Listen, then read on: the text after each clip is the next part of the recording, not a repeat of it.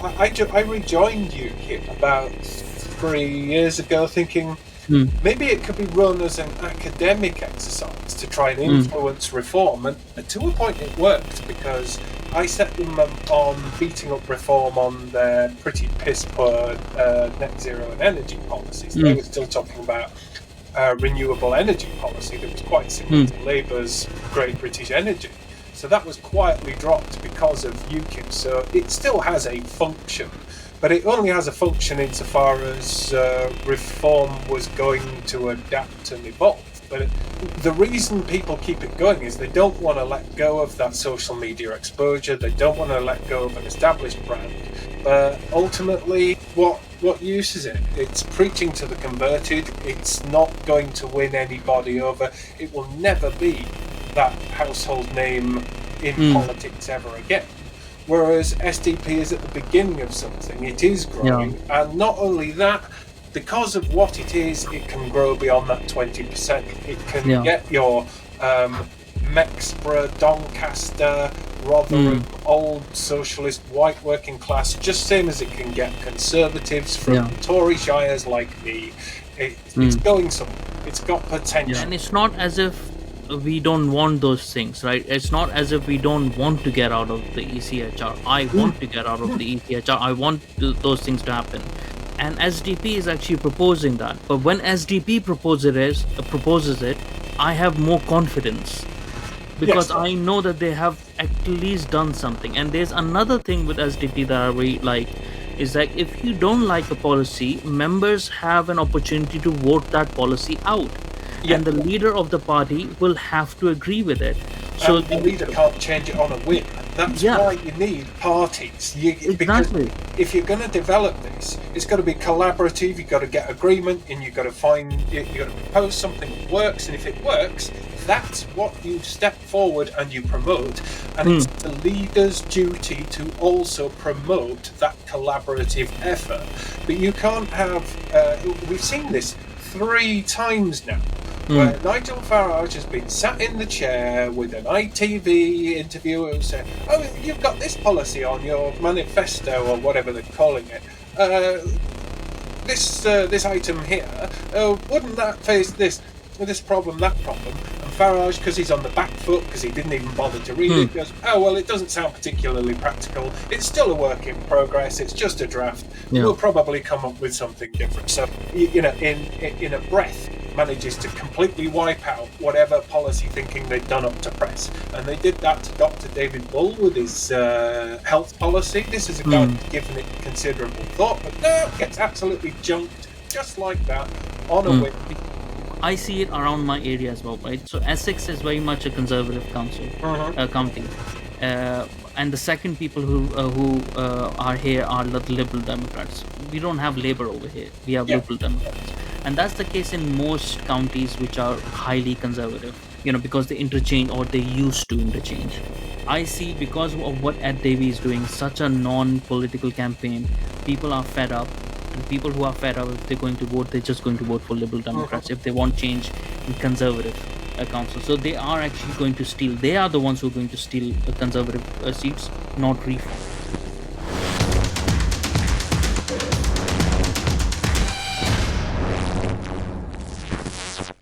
Hello there, everyone. Welcome to the World of Momos podcast.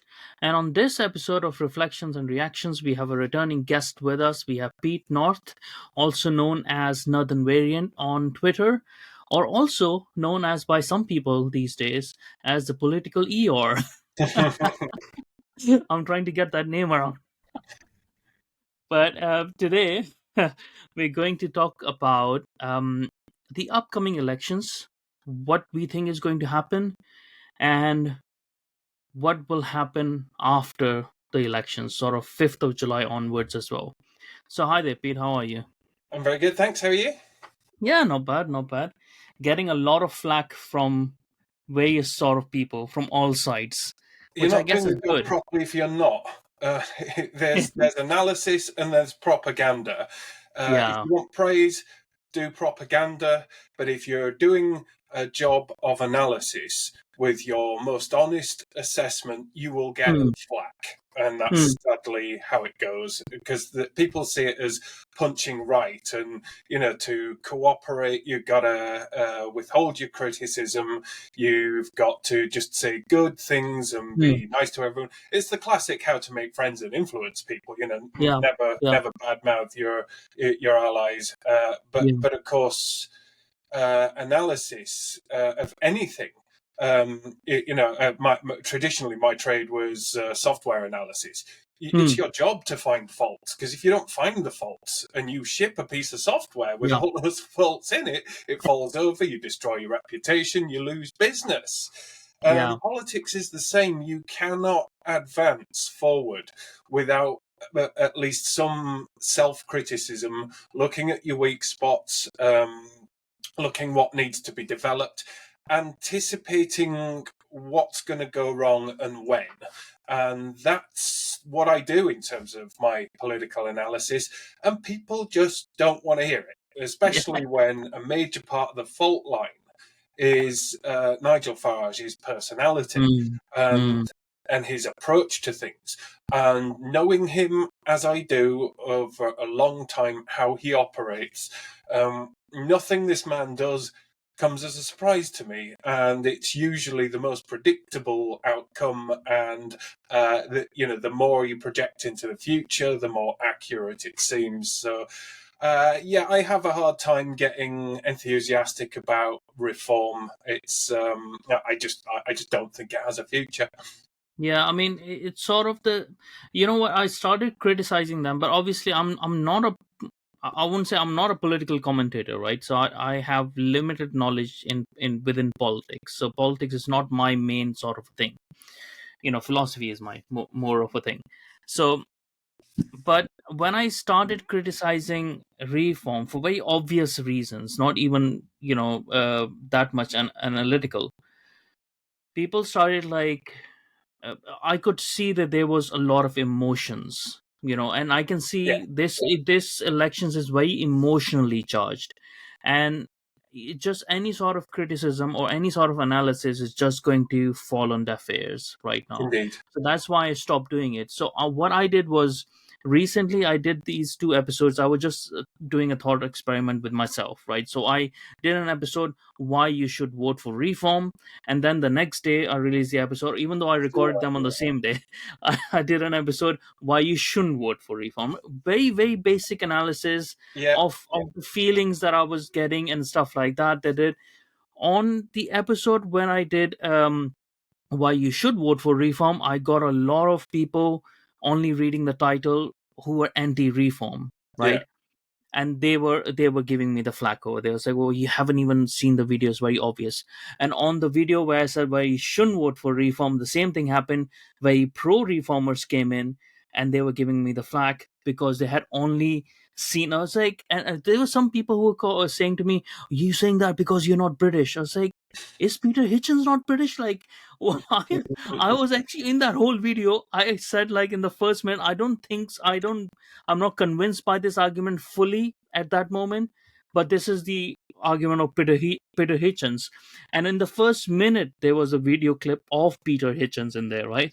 So I was like, well, we are entering at a very weird stage now where, you know, the influencers are not majority of the influencers don't seem intelligent enough in the field that they are commentating, and they are not open about it. They are very yeah, pseudo sort of intellectual, and the yeah, people getting information from them, because no longer people are no longer getting information from books and articles and stuff like we used to do that.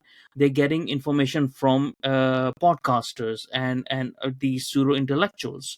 yep. So what people are going to get downstream of the already people who don't know enough is going to be very less. So it's all going to be emotionally based, and that's what I see. I completely agree, but that's not a new thing, because Hmm. we used to get people who got most of their information from the traditional media, and the traditional media wasn't particularly well informed. It wasn't good at what it did, and it's moved from one lot of amateurs to a different lot of amateurs. Hmm. So you're going to get pretty much the same dynamics. So this isn't a new thing. And of course, people always talk about politicians being dishonest. But people themselves are dishonest. It's part of that Mm. relationship. They say that they want truth from politicians. They say they want truth from media. But look at their habits and look at Mm. how they respond to hard truths. They are just as defensive as the politicians, and they will come after you if you're saying things that they don't want to hear.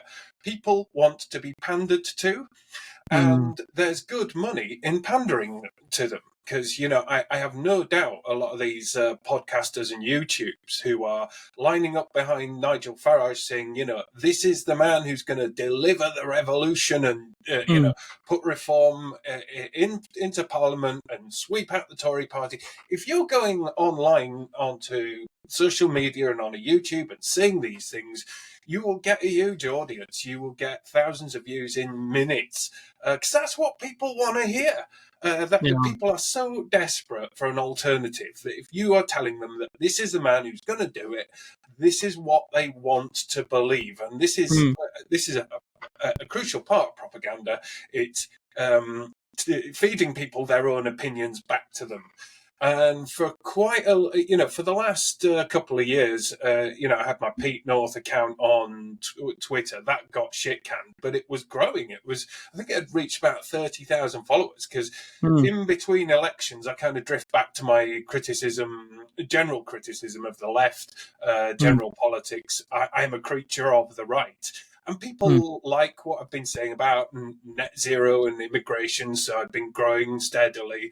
And then moved across to Northern Variant, and that was growing steadily. But then as soon as an election gets called, I'm again public enemy number one, because I'm doing Yeah. the self-criticism, the analysis, turning up scenarios that people don't want to think about. And Mm. so, to the point of this podcast, what's going to happen at the election. People kind of whipped themselves up into this frenzy of belief that reform is poised to sweep the decks. And Mm. each time, the first time we saw this was when I think it was a YouGov poll put reform on parity with the Mm. Tories, and they went wild over that. And then Mm. a week later, they went wild when reform surpassed um, the Tories in the polls. But again, it was a YouGov internet poll, and nobody's interested. This is where Peter Hitchens is absolutely right. Polls are more to Mm. do with shaping opinion than recording opinion. Yeah. But people don't understand, and they don't care how these poll companies operate. Now, YouGov is very much to be even asked your opinion, you've got to sign up Yeah. online to YouGov and be selected. So it's a bit of a self-selecting audience that's going to exclude pensioners, it's going to exclude ethnic minorities, and then there's the peculiarities of Muslim culture in Britain, where chances Mm.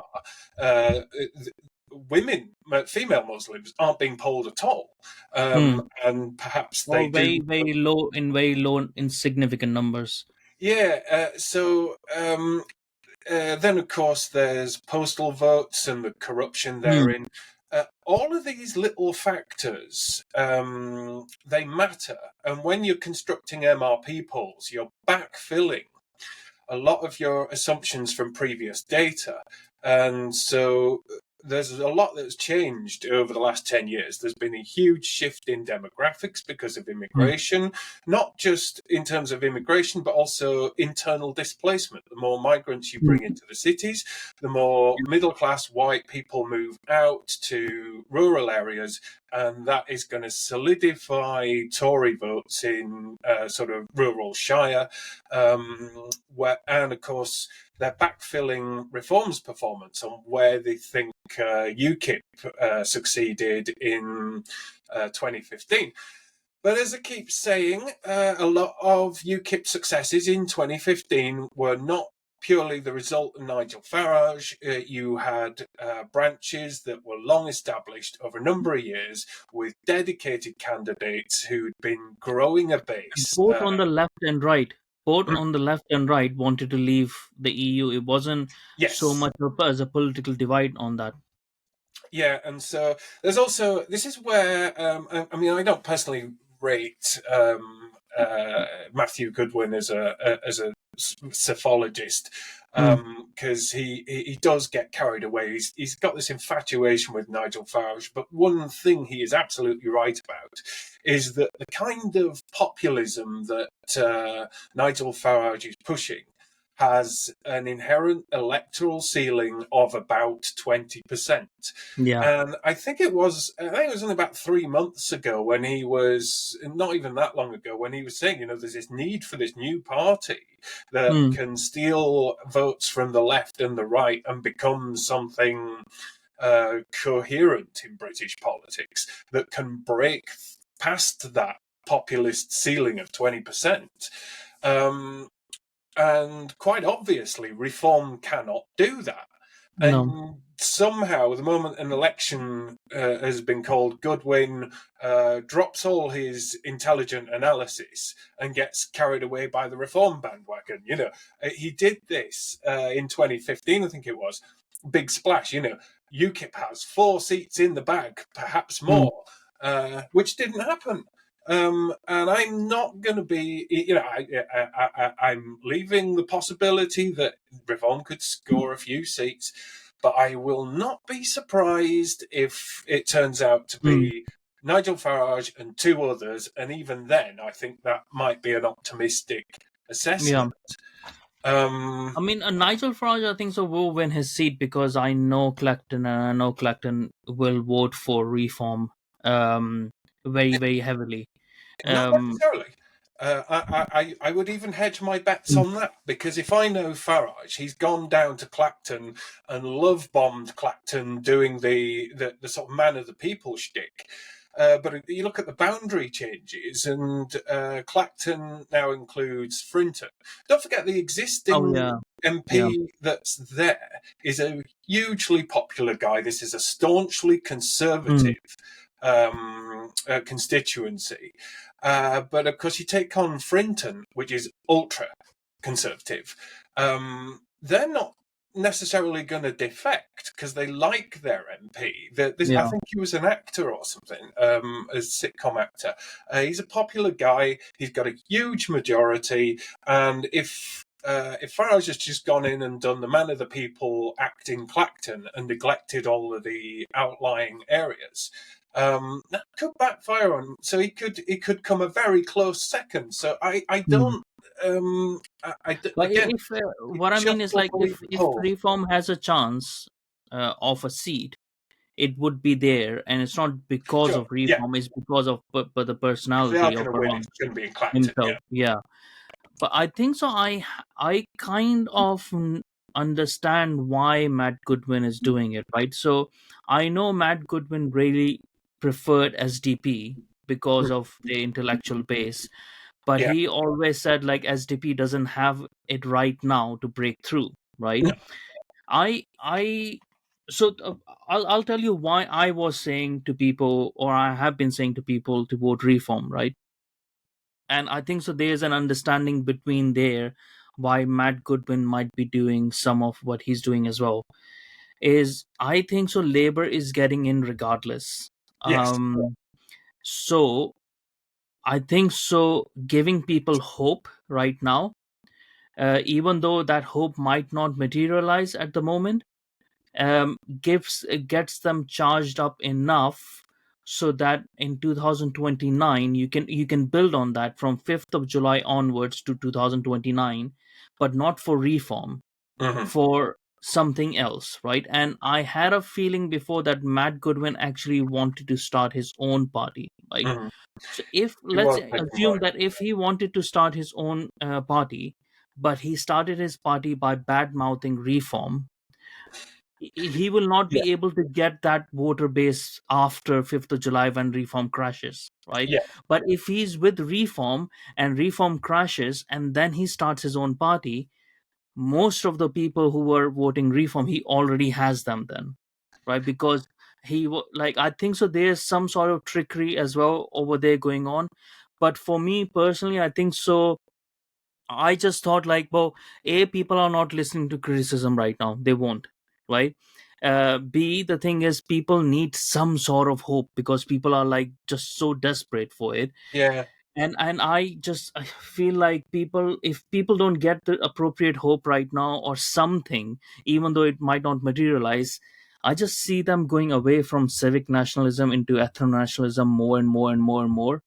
And I think so that's a dangerous route because we don't have any sensible person on that side, you know.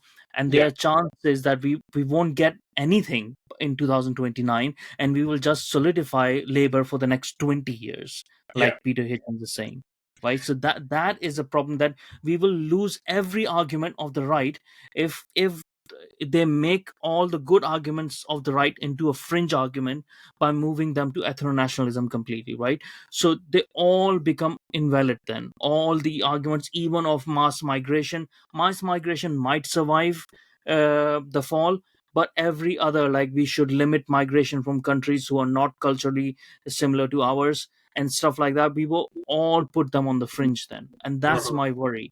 That's why I was like, okay, let's vote reform. Let's bring that hope in people so that we can continue the conversation, because let's use reform as a mechanism so that we can have the conversations. Let them take the brunt of the hate from mainstream media, let them fight it out, and let them expose the hypocrisy of the left leaning media in that sense. Because I don't think so there's any conservatives are probably going to get like 100 seats. I think so they will Yeah, still I get think so. it, you know. Yeah, I think They so. will be the opposition.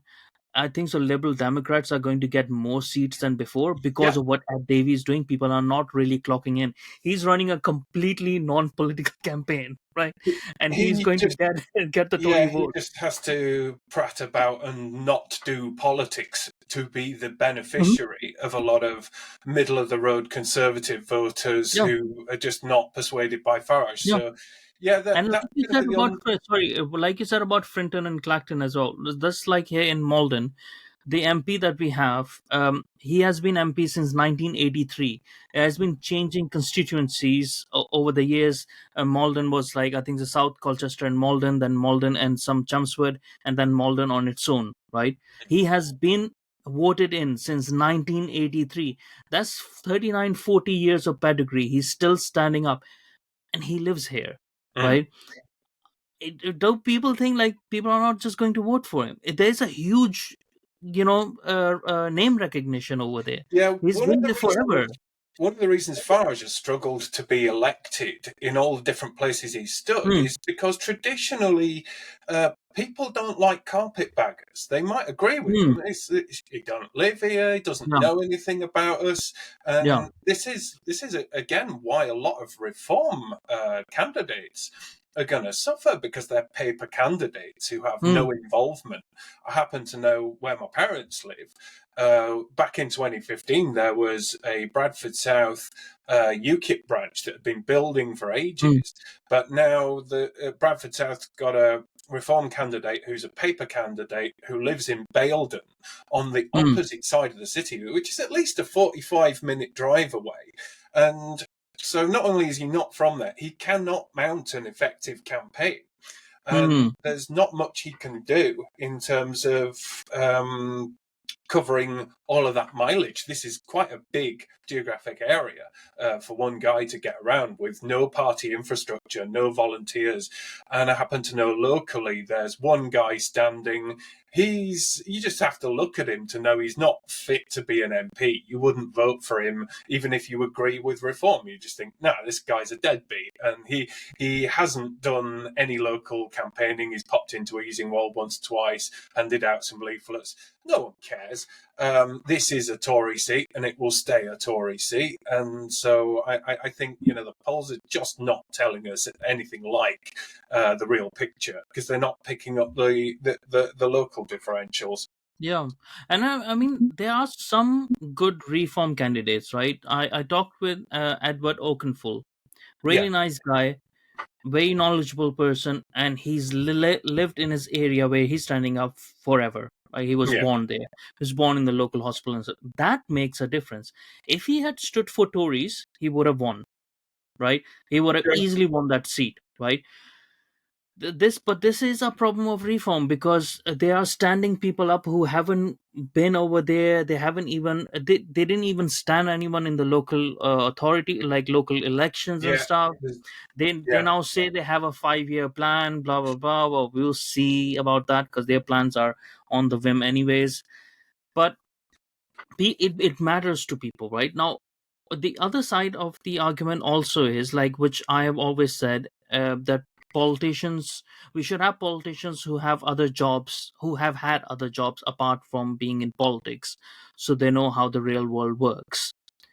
The flip side of that argument is that sometimes you have people who are not connected with politics at all trying to get into politics and thinking they can run a country like they run a business. Yes. Now, technically, a country should probably run as a business more than a country to be effective, but it doesn't, because it involves more human resources and human capital than a company would need to, because a company can get rid of the human capital, whereas a country cannot. So, and there's a lot of policy work that goes on that a Yeah. businessman would not understand, because they're I very averse to it. So if you are running a libertarian campaign, then you would understand why they think that just being a businessman is okay to be a politician, right? Because yeah. they don't like any form of policies.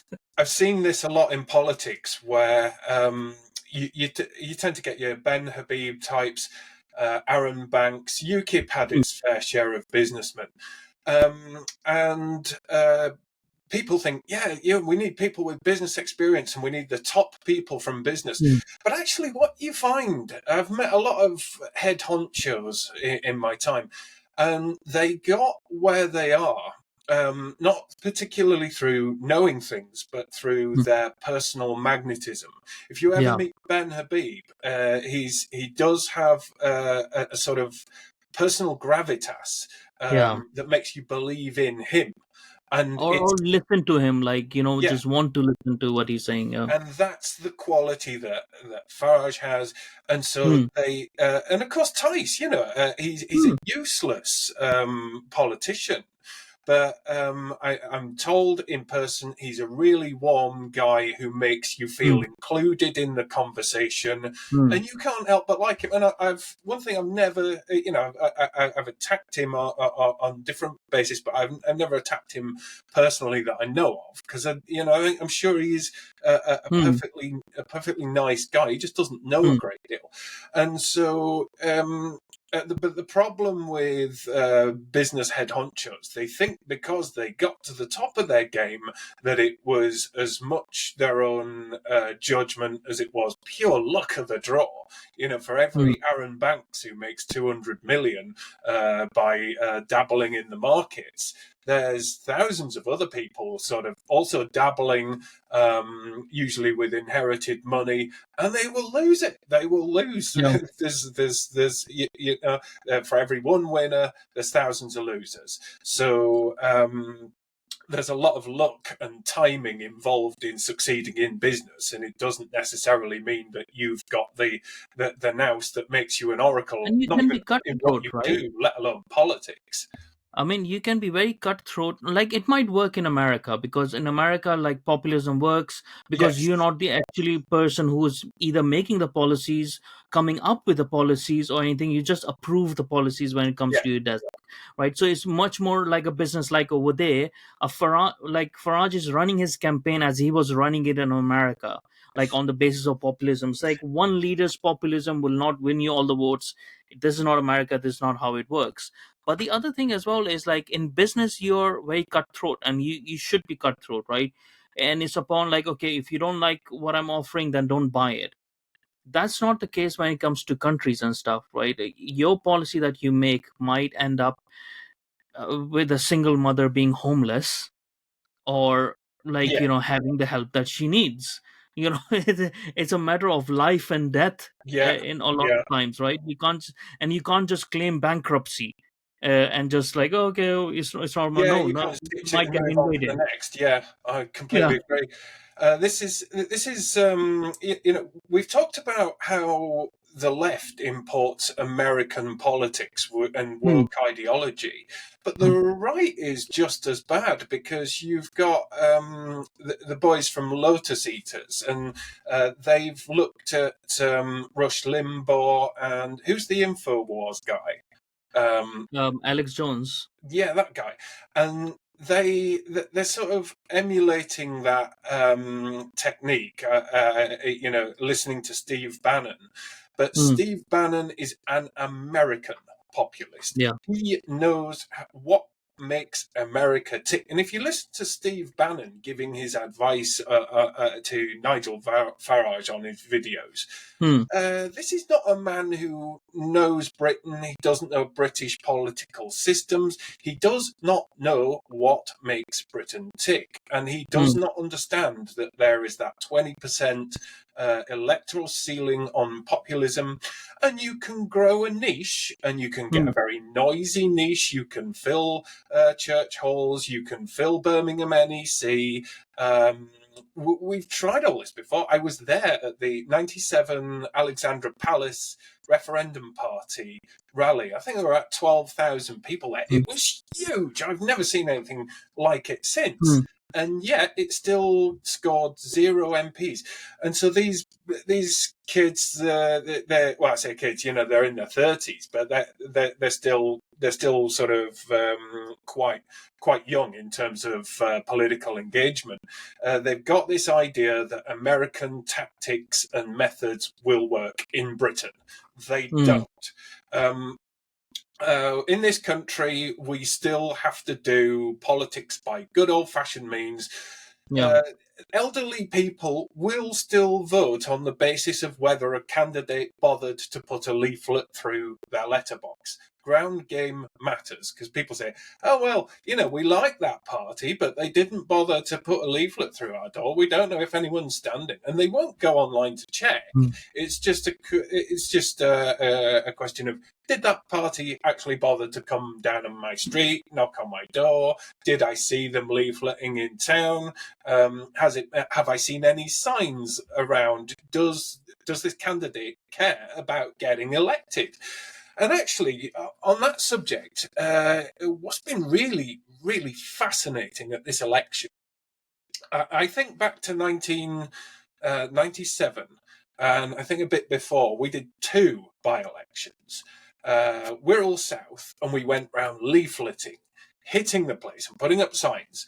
And then for the referendum party in 97, we put up referendum party signs absolutely all over the constituency.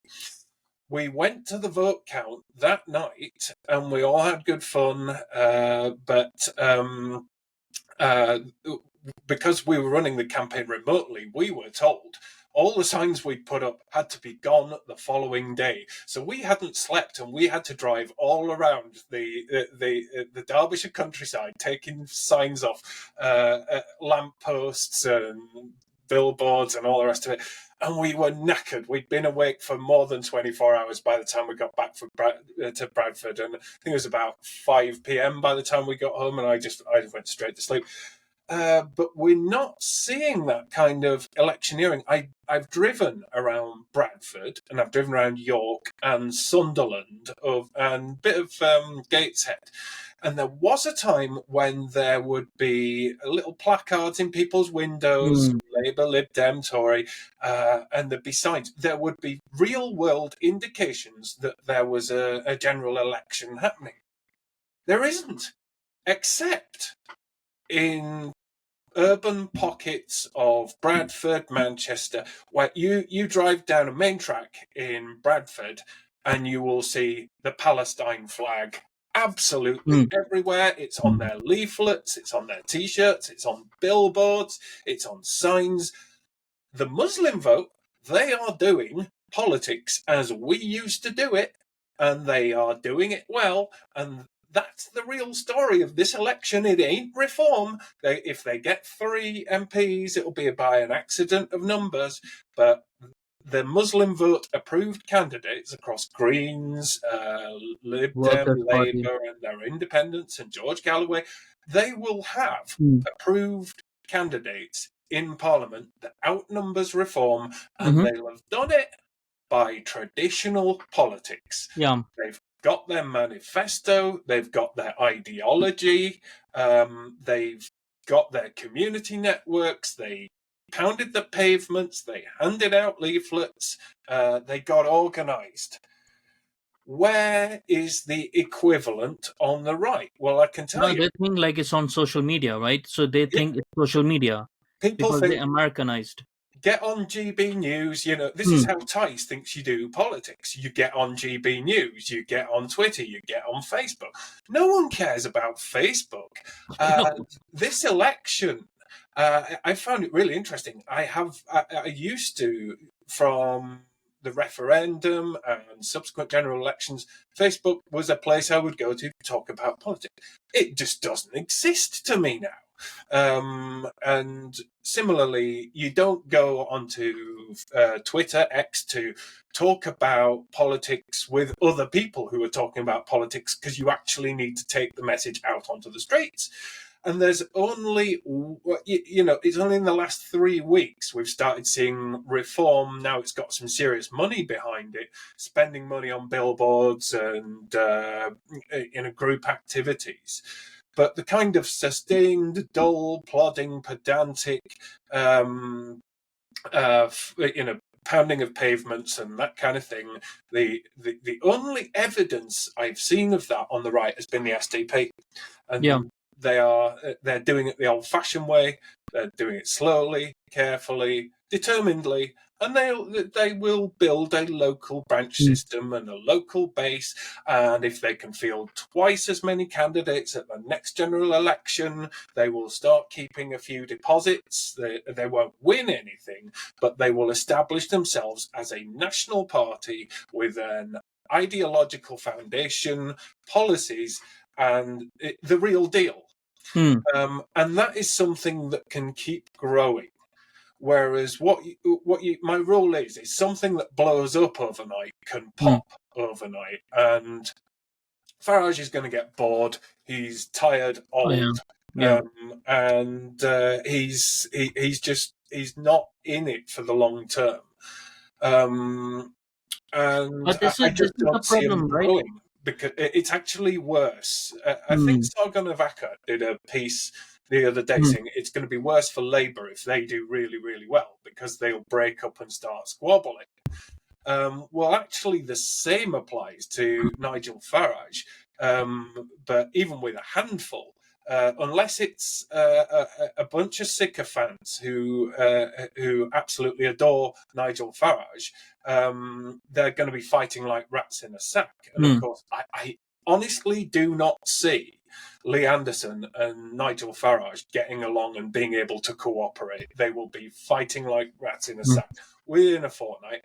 And then, say if they got 5 to 8 elected, at least 3 of those will be complete randoms, unvetted, and the media has already managed to get Farage to disown candidates by digging into their social media. Well, he's encouraged them to do so, and so has Tice. So if he gets 3 elected, they're going to go deep diving into 10-year-old blogs, so Facebook posts, whatever they can find. They will humiliate these guys. They'll destroy these people and make their lives miserable. So one of them will probably just quit, in the same way that Jared What's-His-Face did in Sheffield.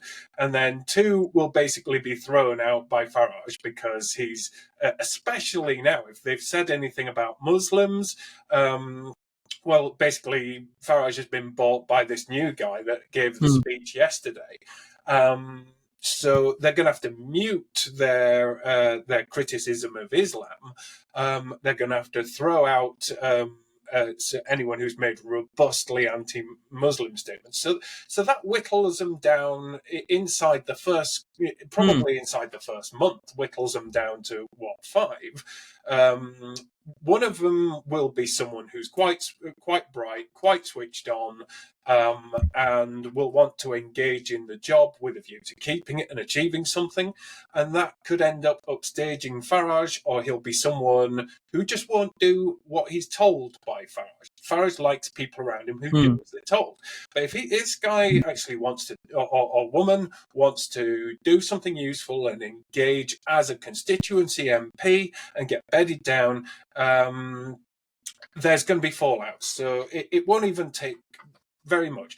And once you've done that, once you've seen the kind of squabbling over short money and how it should be spent, and you see, we have seen this so many times before with his MEPs. We know how this goes, and the MPs they have will be so utterly dreadful. They won't get re-elected, and they'll just, knowing Farage as I do, they won't put the effort into growing branches because they want to Hmm. keep it this limited company. They want to keep it that. So they won't build an NEC. They won't build a policy unit. They won't build local branches that meaningfully are branches. So it won't become a movement. So it won't grow. It won't. It just will not sustain over the long term. So it Yeah. is only ever I Nigel mean, Farage resigning from implosion. And hmm. then they're not developing anybody new because Habib, he's a faded photocopy of Farage. And then this new guy, well, you know, there's the fact he's a Muslim, and quite a lot of reform people are going to Yeah. take one look at that and say, no, it's Yeah. not for us. Maybe he's a great guy, but it's just, same reason. What that guy signals to me actually. Maybe he's a nice guy, whatever, doesn't matter, right? Mm, Who cares? What it signals to me that reforms agenda from the start, or Farage's agenda from the start, like in my thinking from the even the time of UK before, is appeasement to the Tories, right? yes. Rather to the Tory voter base, rather to the national voter base, right? And this guy is Zia Yusuf or something. He is his wild card of appeasement to the Tory voter base, and not the national voter base or the voter base of the right, who actually who necessarily not the fringe extreme ethno nationalists, right? 'Cause, Hmm. they've gone off rails right now. So even on social media, and that's why I can see some of the candidates that Reform Party deselected. It makes sort of sense because they were part of that fringe and Yeah. it was just coming out, right? So they are not helpful because they are just going to attack everyone anyways, like who's not even, like, even someone who's mixed race, they're going to attack them as well, right? So they just like, okay, that's not useful. But what I think, so what it is like he is sort of going to is going to alienate the people on the right, the way we are as well, who are worried about the not the Muslims but the Islamist Mm. part of the Muslims, right? Not the Muslims but Islam, right? Because they are two separate things. You can believe in whatever the hell you want to believe in. You can believe in Uga Buga if you want. You can do whatever you want in your own home as long as you're not imposing it on others.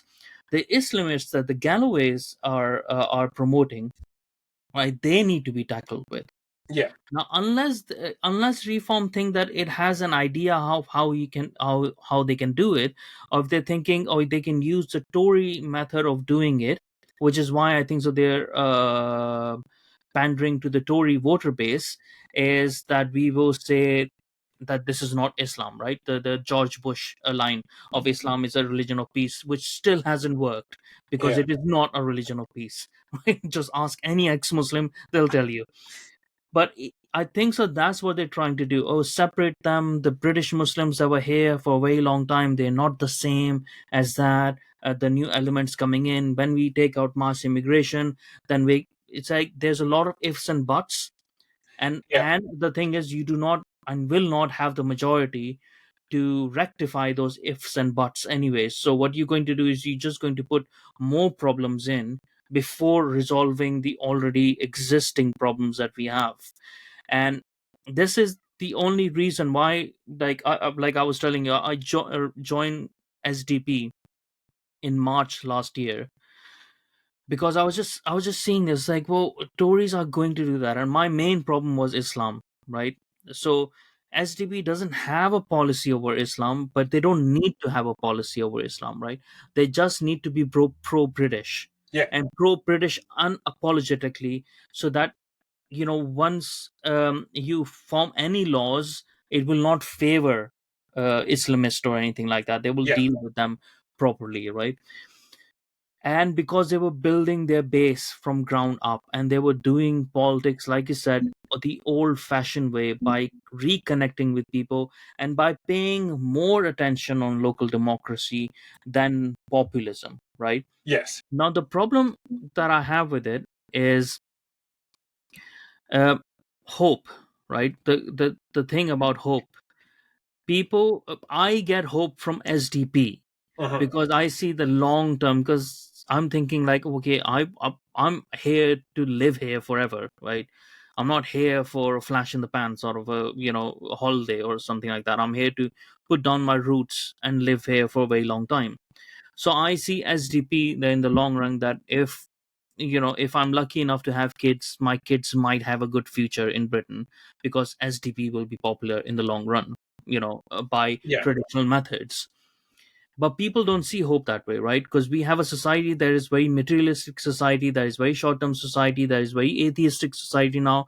More than 50% of the people don't believe in God or anything, so they don't believe in this idea of sacrificing for the greater good or sacrificing for the future generations. They want to see something now, right? Yeah. And that's where Reform Party gives people hope, because there's a chance It's for a them. false There's a hope, though. chance, right? It's a It's a, false hope. It's a false yeah. hope, but I want to take that false hope. Because why? Because if people have that hope and reform fail, when, sorry, not if, when reform fails on 5th of July, right, a lot of those people will turn to parties like SDP, I think so, because they were like, Uh, they still have the capacity to want change, but it will switch to them. It's like, why did reform not work? Why did we reform not work? Because they didn't have any local politicians. They didn't have people with policies. They didn't have people with ideas. Who has them? Who has them? yeah. SDP has them. So that might drive it. That's Well, my only reason for pushing people towards reform. I think you're right there.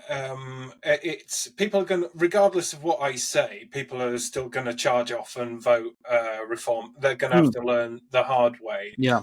Now, when a few weeks back, I went down. This was before Farage came back. I went down to have a discussion with Ben Habib about giving the Mm, party an intellectual foundation, and he agreed with quite a lot of what he said, and said, we will definitely discuss this. And then I had a little hope that maybe mm, reform could be better than it is. Maybe it could build an NEC and a policy unit and actually become something credible, build as a party. But then in comes Farage, and I just immediately knew yeah. that's it. It's done. Because it doesn't matter if you give them the best policy in the world, and it doesn't matter if you've got an NEC advisory committee that comes up with the best strategy. Mm, It will last 24 hours with Nigel Farage before he's in tight spot in an interview. He'll change his mind, and that's it. mm, So there is. It's kind of like a wishing well. You just throw in whatever strategy you think is going to happen, and it'll just change on a knife edge. So you can't run a party like this. You can't build a movement like this. There's nothing to be gained from backing this cult of personality that doesn't know how to translate momentum into useful activity. Um, and of course, one of the things you might have noticed, you've spoken quite highly of the SDP. So has Rakib Ehsan. Quite a lot of very decent, switched on people, opinion formers, who are understated but still influential. They've all praised the SDP, and reasonable, decent, ordinary people who are not carried away by Farage. Uh, those are the people that a populist party can't afford to lose. Because Mm. I mean, if it had you and me on side, we would be online saying, Yeah. well, we've looked at Reform's manifesto. We think this is good. We think they've got policies. Mm. What they suggest could work, and that's how you break beyond the 20% mark. Mm. But you can't do that with populist tropes and slogans, particularly immigration. Mm. And this is one thing that where detail matters, because incomes reform and says, oh, we're going to stop the boats, we're going to send out the Royal Marines, and we're going to go to the Home Office and break it up and stop issuing visas. Right, fine. And that will bring down immigration. No, it won't. Governing is a really difficult, tricky business that's multi-agency. And if you want to basically look at the immigration we have, and they've come in on legitimate visas, study visas, holiday visas, they're visa overstayers. And the fact that they're still here is not a failure of the borders. It's a failure of broader enforcement systems. Why haven't we got trading standards shutting down all these Turkish barbers and car washes?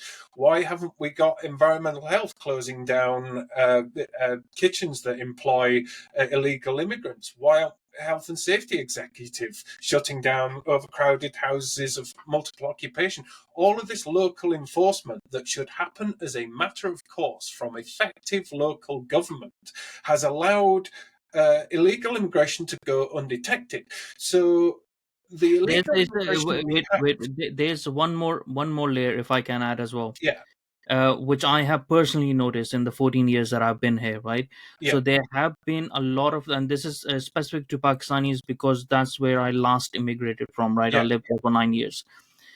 Um, they have been here for a very, very long time now, right? And not only have they established their own colonies in this country, yeah, they've also established being in specific jobs that helps immigration. yeah, Specific jobs that help immigration are yeah, solicitors, right? And they have solicitors everywhere who help all Muslims, yeah. immigrants who are illegal, who are actually illegal, right? So So they where make the them lot legal from illegal, and that's a huge problem. Yeah, and so my point is everywhere you look at the state of immigration, immigration is not the problem as such, it is a Hmm. symptom of Yeah. a complete collapse of the administrative state on the national level and on the local level, and not least because we've effectively abolished local government by amalgamating it, so you don't have the ground level intelligence. So if you want to fix this problem, you've got to fix local democracy and Hmm. local authorities and local taxation. You've got to fix the apparatus of central government. You've got to fix enforcement. You need detailed, overarching policies that address the causes of these problems. And so these populists coming in with their dog whistles, they haven't got answers. And you just imagine, what does the first 100 days of a reform government looks like? Well, it looks an awful lot like when Boris Johnson came to power. The first That's week, very true. Yeah. he sacked all the SPADs and sacked all the high-level civil service advisors and replaced them with think tankers and little Mm. PR girlies that had sucked up to the right people. And so they didn't drain the swamp. They just restocked it with a different species of A pond. more incompetent Yeah, uh, and one as so well. what we got was incompetent populism that Hmm. when they went to the policy cupboard, they found it was completely bare. And Hmm. so all they had was slogans like leveling up, oh, green jobs, net zero. They had no idea what to do with power, and reform would be just the same because, Farage would say, get the senior civil servants in and say, right, turn back the boats today. It's like, Hmm. right, okay, well, the civilian border force will go on strike, Prime Yeah. Minister. So what do you recommend? Send out the Royal Marines. All right. Well, we've only got the Archer class boats, so there's these are like little patrol boats. Hmm. You can't send a warship to do this job. You can't send one of the sort of mid-sized things. They're just not useful. You've only got the border force boats that are actually good at this. Anything lower, and you've got small patrol boats and sending out Hmm. Royal Marines. What if it's a choppy day out on the channel? You send Royal Marines out on small boats, and what do? Point your rifles and say turn back or tow them back. Hmm. Choppy day, they get into trouble. Half a dozen people drown. National media scandal. Government action has actually killed people. A few weeks of that, and you're forced to resign. You don't last as long as Liz Truss. Yes, people want the boat stopped. Yes, people don't want this abuse, but no, they don't want to kill people. Hmm. Your tub thumping headbangers want to send out the Royal Marines to do the job. So how does that work without French consent? You want to send in peacetime, whilst Europe is actually notionally at war with Russia, and we want to send British forces into French waters without their consent. This is not grown up policy. But of Hmm. course, the likes of Habib, they want that confrontation because that's how they think it gets results. That's exactly how they thought we should have negotiated with the EU. Have this head banging confrontation. Nah, this is No. not how the Western ally. I'm not a Hmm. liberal internationalist, and I'm not Hmm. a Ramona, but there's a grown-up way of doing government, and it's having effective policy. Because the way Farage thinks is you come to power and you just issue instructions to civil servants. That's never how it's been. You don't leave Hmm. policy to civil servants. This is why it's going as badly wrong, because you're giving civil servants instructions to design policy. That's not what they do. They implement policy. The And way you, it you know used to that work. this is the reason why labor wins in this regard, with Yeah, civil they've got service and plans. local government, right? Yeah, Because of how they interact with civil service and local government. It's not that people in civil service and local authorities are that left wing. They are, and more now, which they are woke is very different to left wing, to traditional left wing. It's a different monster. It's not even Marxist. It's a very weird hybrid monster that has come out of liberalism. But they're not, it's not that they're left wing, it's that labor knows how to communicate with them. Labor knows how to do negotiations with the civil service and yeah. the local But more authorities. to the point, they've got Tony Blair Institute, and Mm-hmm. he's got hundreds of people working for him, Yeah. producing policy. And then the constitutional overhaul, that's been sat gathering dust in the in tray for quite a while because it's Gordon Brown's initiative. Mm-hmm. There's people been developing those ideas in the background. So on day one, Starmer's in People have tray not seen policy this. papers. He'll basically summon in the senior civil Mm, servants and go, "Oh, you're from that department. Yeah, this is your file. Off you go. Implement that to the mm, letter." yeah. So this is making use of think tanks for what they are actually Mm, for. This is how it used to work. Maggie Thatcher used to have favourite think tanks because they mm, would supply her with policy. She'd have a quick flick mm, through and go, "Yep, that's roughly what we want. We'll mm, send that off. We'll make that happen." And then if the civil servants have got any questions, go and talk to that think tank on Tufton Street or Lord North yeah. Street. Go and find the person who wrote it, hammer it out between you, report back to me in 3 weeks. Mm, This is how it goes. But in comes Nigel Farage, day one. Okay, so we want to solve the problem of university visa immigration. Well, just tell the universities they're not allowed to do this anymore. All right. Okay. Well, they will resist you, but not only that, you probably bankrupt them. yeah. And these people go, "Oh, well, that's fine. That couldn't happen soon enough. We don't want these work factories." Yeah, fine. All right. Well, we all want that, but how about an intelligent policy of Right. Well, why don't we actually reform the entire higher education system? Let's put I mean, your name is qualifications Reform, so back you how should they be were. doing that, right? Yeah, a party called Reform should have some reform policies, but it doesn't. This is not how it Yeah. operates.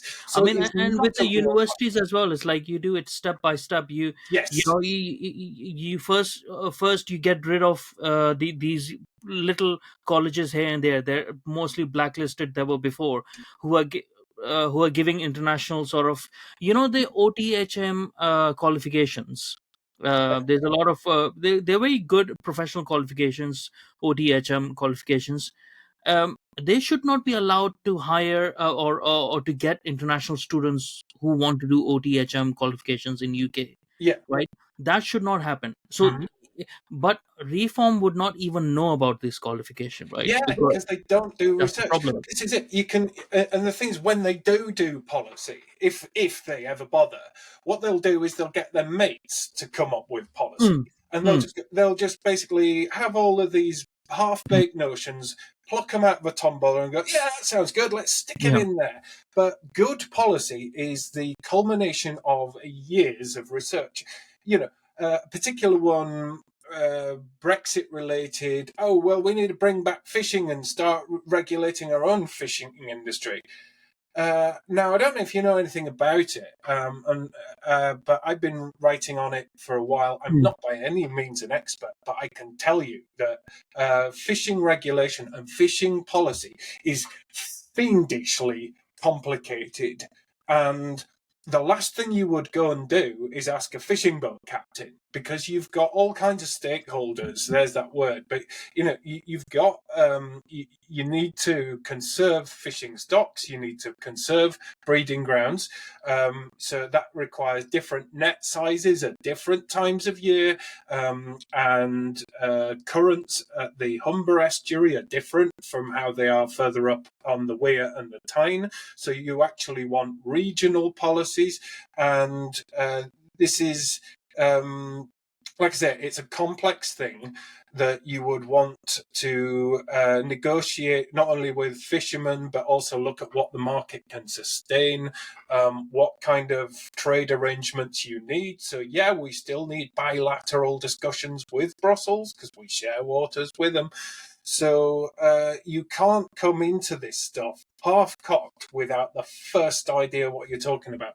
But this is what we've got with reform. People say, "Oh, Pete, why have you got this problem with populism?"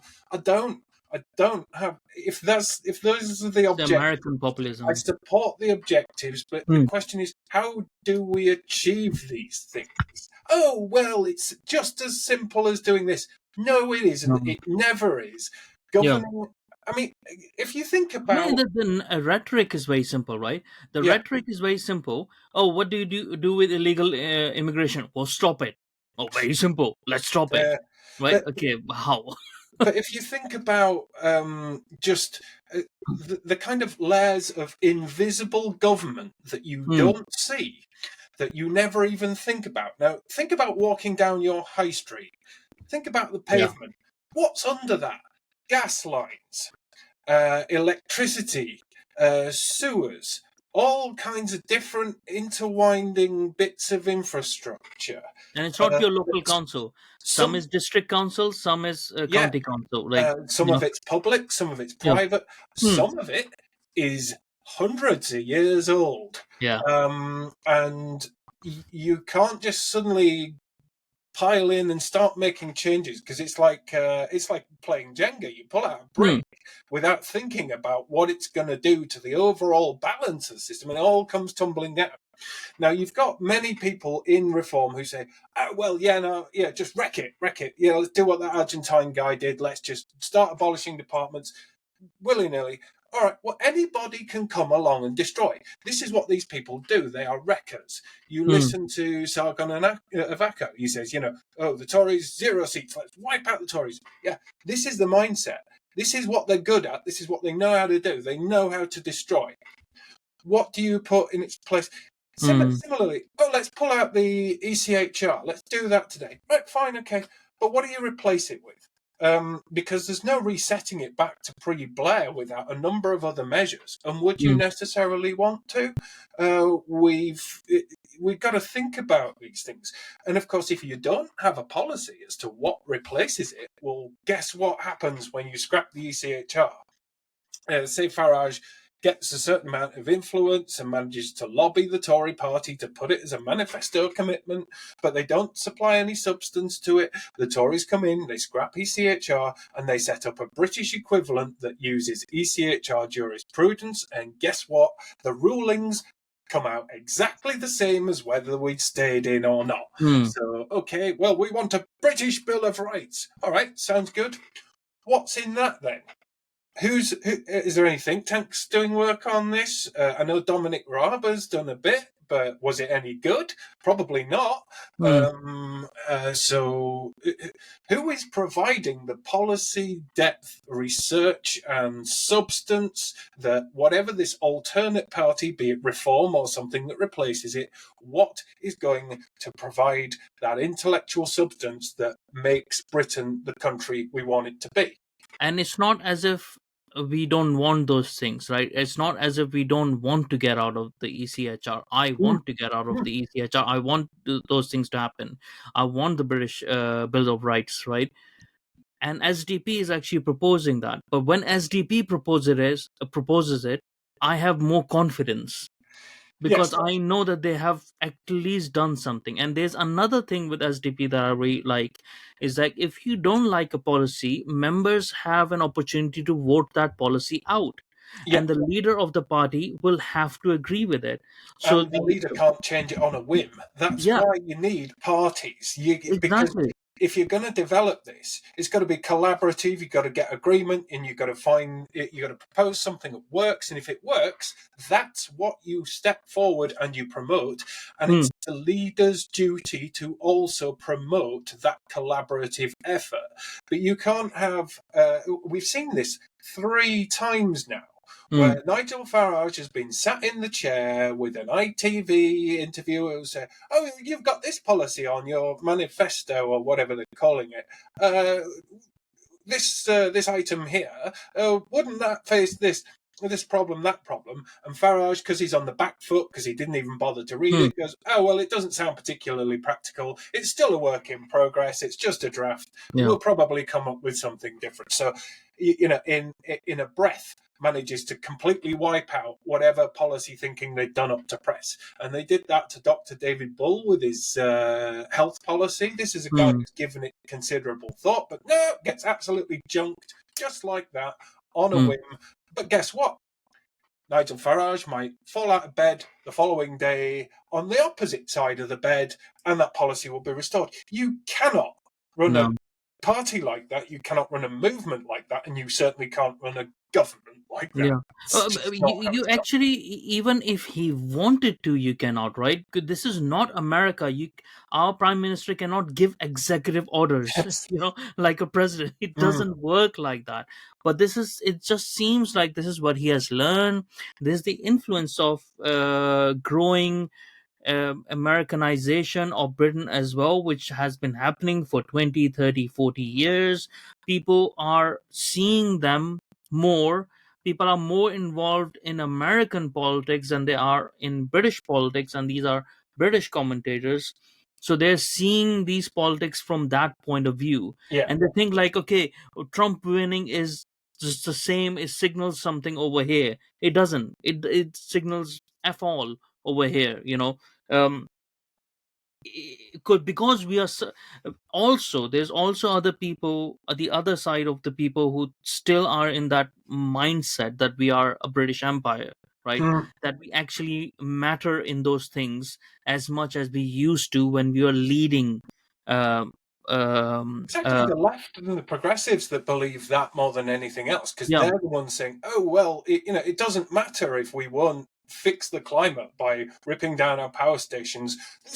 Britain as the yeah, global leader will, yeah, everybody else will follow where Britain leads, and the darkies will all fall into line because." yeah. Britain is the leading light, and that's actually the sort of British supremacy That's the white supremacy mentality.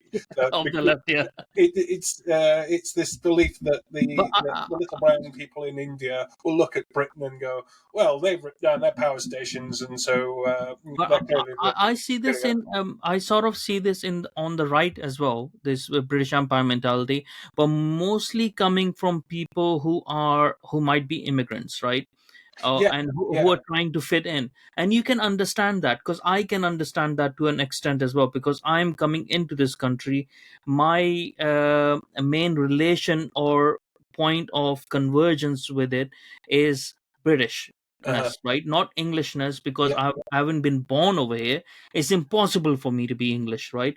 But I can be British because of the British Empire, right? yeah, But because I understand that it's no longer what it used to be, even though we have this Commonwealth nations, which is a farce anyways, because most of the countries within the Commonwealth hate the British. hmm, But aside from that, that's the only relevance they have, and you can't blame them, because they're trying to make an effort to integrate and to sort of assimilate. But there's no ask from the whole nation, from the governance of the nation, for them to assimilate, right? So yeah. you can sort of understand that they are trying to find some relevance. They're trying to find some point of integration as well. Yeah, I And know that the Sikhs tend to play yeah. quite heavily on the British aspect because of Hmm. their involvement in World War Two, and Yeah. I know that uh, I have a theory that Britain, well, the empire died. Hmm. This World War Two killed the Hmm. empire, so we became a new country. Britain, as we now know it, is a post-empire Hmm. country, and a lot of World War Two is the every country has got its foundation myths, and Hmm. it forms part of the national psyche and the national identity. And so Britain's national psyche is very much a derivative of the foundation myths of World War Two. That Yeah. we turned back a German invasion Hmm. in the Battle of Britain, which is a complete fiction. Hmm. But there's other fictions that we nurture that. Oh yeah, black people were involved in Bomber Command as well. Yeah, well, Yeah. yeah, there were. There were Jamaicans. There were about. I think there were quite a few, but there was only one or two actual Jamaican or West Indies Lancaster pilots. One of them famously nearly crashed into Lincoln Cathedral. Um, They were I'm more Polish pilots than them. yeah, yeah. So it's part of the multicultural myth where we retcon our war history to Hmm. accommodate migrants, and we do it to an extent. It's how we welcomed the Polish when they Hmm. came through mass immigration, EU immigration. We say, well, actually, the Poles are part of us. They were part of that struggle. They were part of Britain's fight, so there are brothers, and similarly to the Sikhs, but the Muslims generally are an unknown quantity. They are Hmm. seen as alien. They behave in an alien way, Yeah. and they're not seen They as. keep themselves that way. Hmm, That's the thing. They don't want. So the Sikhs actually are making an effort, and we can say, okay, they are different. They're, I think so. I can quantify them in a similar way as Orthodox Jews, right? So Orthodox Jews yes, in Britain, they are very Jewish. yeah, Uh, their identity of Jewishness comes first, but they're very patriotically British as well. They love Britain, right? And it comes through. I think so. The Sikhs are very similar to that. That's why I don't see them as a problem, and I don't see that their Britishness is a problem, because I see, well, we just need to have that difference, that this does not represent the actual Britain, but this represents the Jewish people in Britain, or the Sikh people in Britain. There's a difference in there, right? yeah. But Muslims don't do that, and I can see, like, from the point of view of Hungarians and Polish or other people, we can have similarities because of Christianity. There's a cultural similarity, so it's easier to But relate to them. A lot they of were also Polish involved. people have become very British as well, though those their kids who actually Yeah, settled, like, they're actually indistinguishable from British. They've become like that. There's also shared history. Mm, They have, mm, mm. even if they're German, Yeah. Europe's history to a large extent begins in World War II. It was the big Mm, struggle, yeah. and in a lot of respects, you go around a German cemetery in Normandy. It's a very somber affair, lots of autumnal colours. Mm, There's no sort of glorious dead and sort of white polished marble. It's a very, mm, but when you look at all these graves of Hitler Jugend kids, there's some not even as old as 19. These were just as much victims of mm. fascism. Yeah. Um, they were victims, and they shouldn't have been in their graves.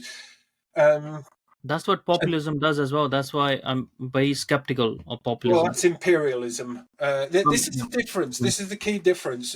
Everyone's comparing reform to this is fascism, and No, like, yeah, no, but no, actually, no way. German fascism was imperialism. It was Mm, about expansionism. The yeah. Thousand-Year Reich. We're not getting that. This is What I not what meant we're was getting. like taking on bad ideas Yeah. without Oh, sure. understanding Yeah. the Yeah. basis of it, right? So it would be different because it's not imperial nature. Reform doesn't have. They don't want to expand the British Empire, but it would be another set of bad ideas that will create conditions, you know, that will Yeah. be adverse in a different way. Well, of course, the other distinction is, of course, that the Nazis were an actual party with an ideology and policies, Yeah. and turns out when they got to office, they could get the trains running on time, unlike Nigel Farage. Yeah, I mean, this is a difference as well, right? So, jumping away a little bit away from the elections, the problem, like the talk about immigration or talk around immigration as well. Something that I've noticed for a very long time, like since for 14 years and stuff, is the increased immigration from countries where who have diametrically opposed cultures, right? And i Well, like i Wales. come from I come like the Asian countries, the African countries, and those, and I come from that Asian country, right? But obviously there are exceptions everywhere, where I didn't have that culture. Mhm. I didn't have that culture predominantly, and I was moving for a reason because I wanted to get away from that culture, you know.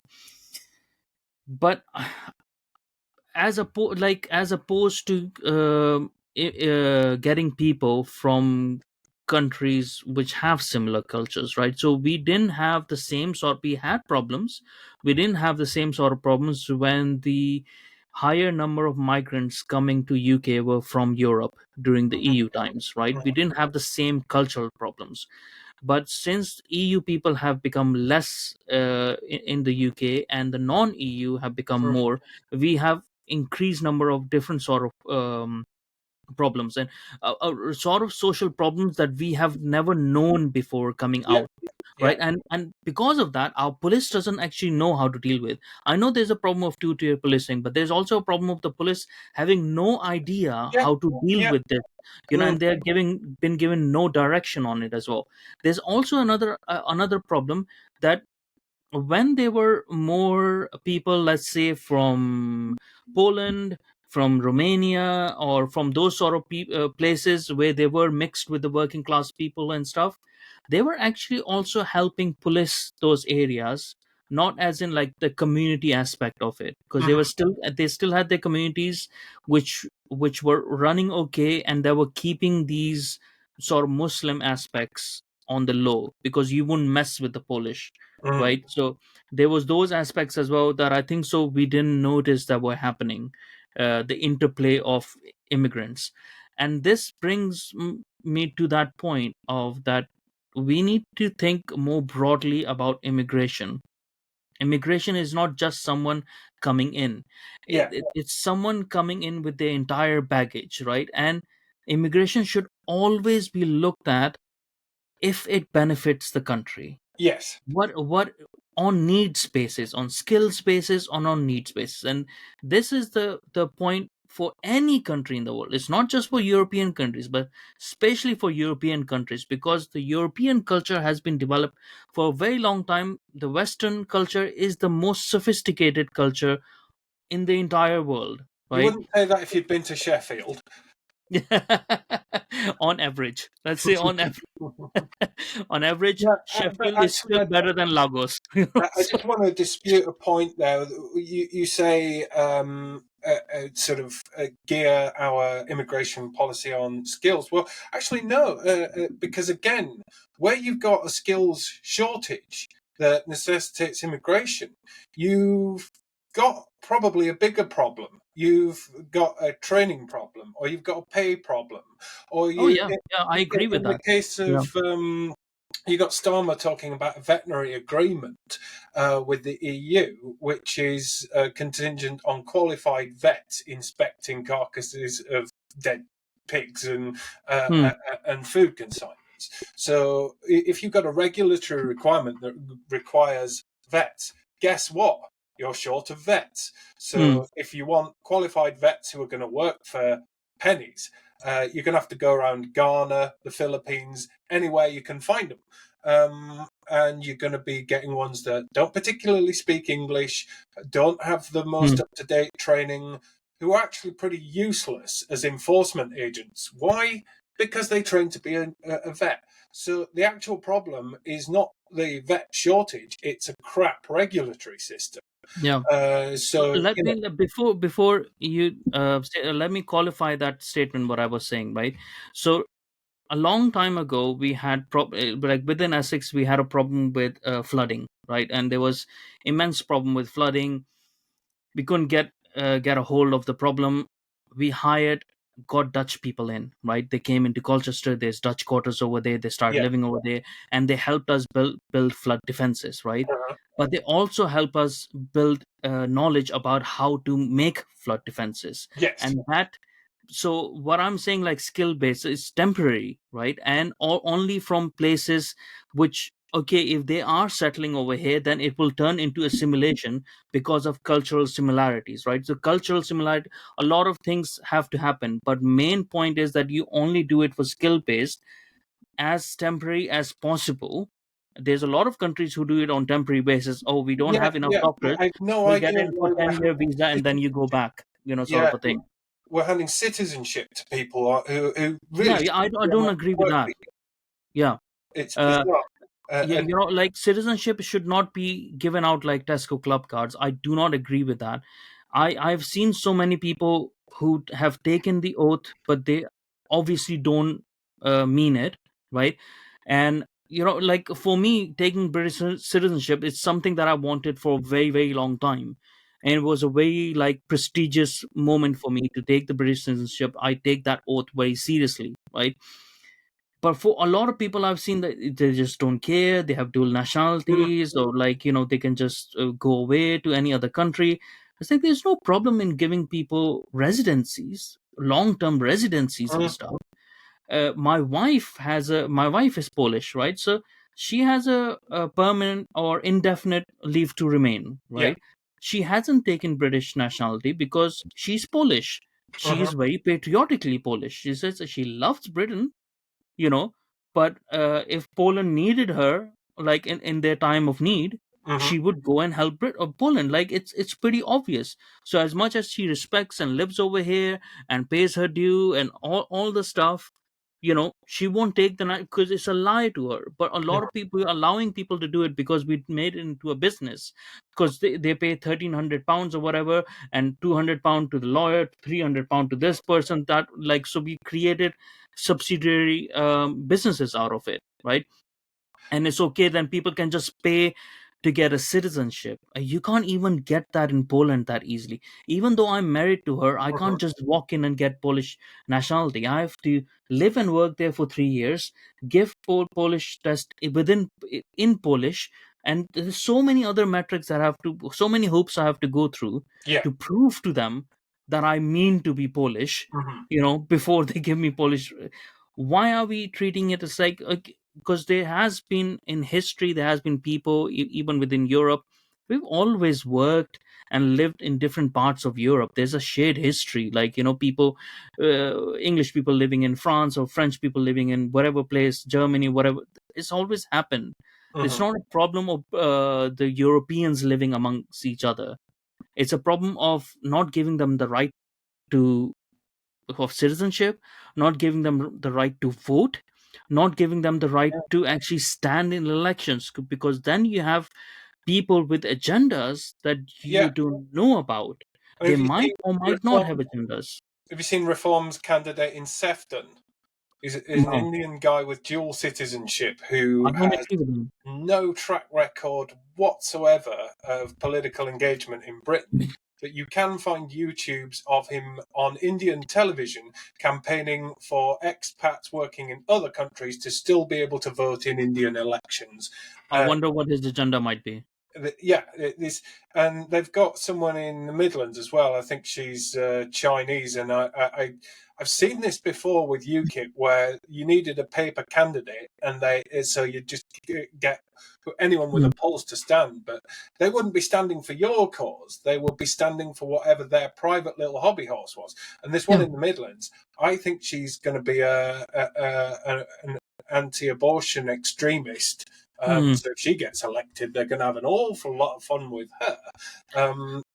So this is every time Reform makes it into the news, it's a candidate like this. And this is it. Hmm. Farage doesn't learn. He should have Yeah. learned from the UKIP experience. Yeah. But people keep making excuses, going, "Oh, well, it's a new party. Why would they know?" Between them, they've had more than Yeah. 20 years experience of They should fielding have a candidates. philosophy of like what they see the party as. Like, personally, for me, when it comes to at least when it comes to standing in any sort of elections, local or national, I don't think so. This is why I have never even thought about standing, right? Even though, Mm. if I wanted to stand for SDP, I'm pretty sure there's people who would support me and help me do that. Is because I don't think a person who isn't born in this country Yeah, I have should to stand agree. in elections. As simple as that. I just don't feel comfortable. That's why I don't think so. I should be allowed to stand in elections Yeah, I because mean, it's Arnold Schwarzenegger wasn't allowed to stand for president, and yeah. he might have I made a know they good have like candidate. higher level, but ours is different because our MPs can become prime minister. Mm, Any MP can become prime minister. So we have to start at the lowest level. It's like, no, not even local councillors. You yeah, cannot stand. You cannot stand as a representative of the people where you haven't born, right? yeah, Born into. It's different. Okay, my kids can, and that's the buy-in that they have to yeah. assimilation or integration. That my kids will be able to do it, I right? would go So. one further actually, because I don't just see this as a foreigner thing. I actually really do object to central party offices Mm. parachuting in candidates who have Oh, absolutely definitely. no Yeah. affinity. There was, I think, the Norwich Mm. constituency had a Tory MP parachuted in because David Cameron quite liked her because she was a bright young thing and they had an all women shortlist. And they just Mm. parachuted this nobody in. Same with Yeah. Kemi Badenoch. What tied? I don't know if she has ties to her constituency. She's in Essex. I Rishi have no. I Sunak think so. She's in couldn't Essex. navigate his way Yeah. around Richmond without the use of Yeah. sat nav. Well, he was born in Southampton, wasn't he? So Yeah, yeah. Well, what's he doing in Richmond? yeah, yeah. He's more Richmond on Thames than he is Yeah. Richmond, North Yorkshire, and all of that. So Yeah. yeah. So Yeah, I mean, even for like even for native MPs, right? I just don't like it. They should live in the locality for at least 5 years. Even 5 years yeah, is not enough. I would say 10 years. You have to be living over there, working over there, have some sort of residency, or your parents living over there, right? yeah. Because you can go away and like you were born in somewhere and then you're coming back home. You can Yeah, understand. I mean, I You have think to have some connection. if your parents, because thing is, I've lived in uh, Bradford, Leeds, Dundee, Bristol, Cambridge, and a couple of other places. Hmm. But psychologically, even though I'm settled in York, in North Yorkshire, Hmm. and this is probably where I will see out my days, psychologically, I never left Bradford. I'm from Hmm. Bradford. Bradford is the city that made me, and I could still convincingly represent it because I still read the Hmm. Bradford press. I still monitor what goes on with Bradford Hmm. politics, and I still care what happens to the place. Yeah. And that's the So thing. That's the main thing. The care about that place, right? So this guy who has been MP in Malden from 1983 till now, his party allegiance actually matters very less yeah, because he actually cares for being there for 40, more than 40 years, anyways, in the area. At least live in the county. If yeah, not in the town or locality, at least in the county. But they don't, and this goes for everyone, because if you don't care about the local problems, then your connection to the national problems will be feeding from outside in, from the globalist in, yeah. because you're not going from local to outside. You Mhm. come because you have no connection of that local, right? You think all England is same, all of Essex is not the same. The north of Essex is very different from the west to the east to the south, completely different. Yeah, this is one thing that blows me away about this country. That I am, if I was putting my foot down, I could get to Newcastle in an hour dead. I'd be Hmm. breaking all the traffic laws to do it, but once I get there, you would expect that the culture will be more or less the same. No, Geordie culture is not. It's not anything to do with Yorkshire. Same as Yorkshire has nothing to do with South Wales. There are similarities, Hmm. but it has its own distinct identity, same as Liverpool does. And you've got to have, and this is a phrase I use a lot, you've got to have a basic idea of what makes the locals tick. And Hmm. this is why I oppose Rishi Sunak. Yeah, he's born in Britain, but this is a guy who, and and actually it applies just as much to David Cameron. Uh, Hmm. Hmm.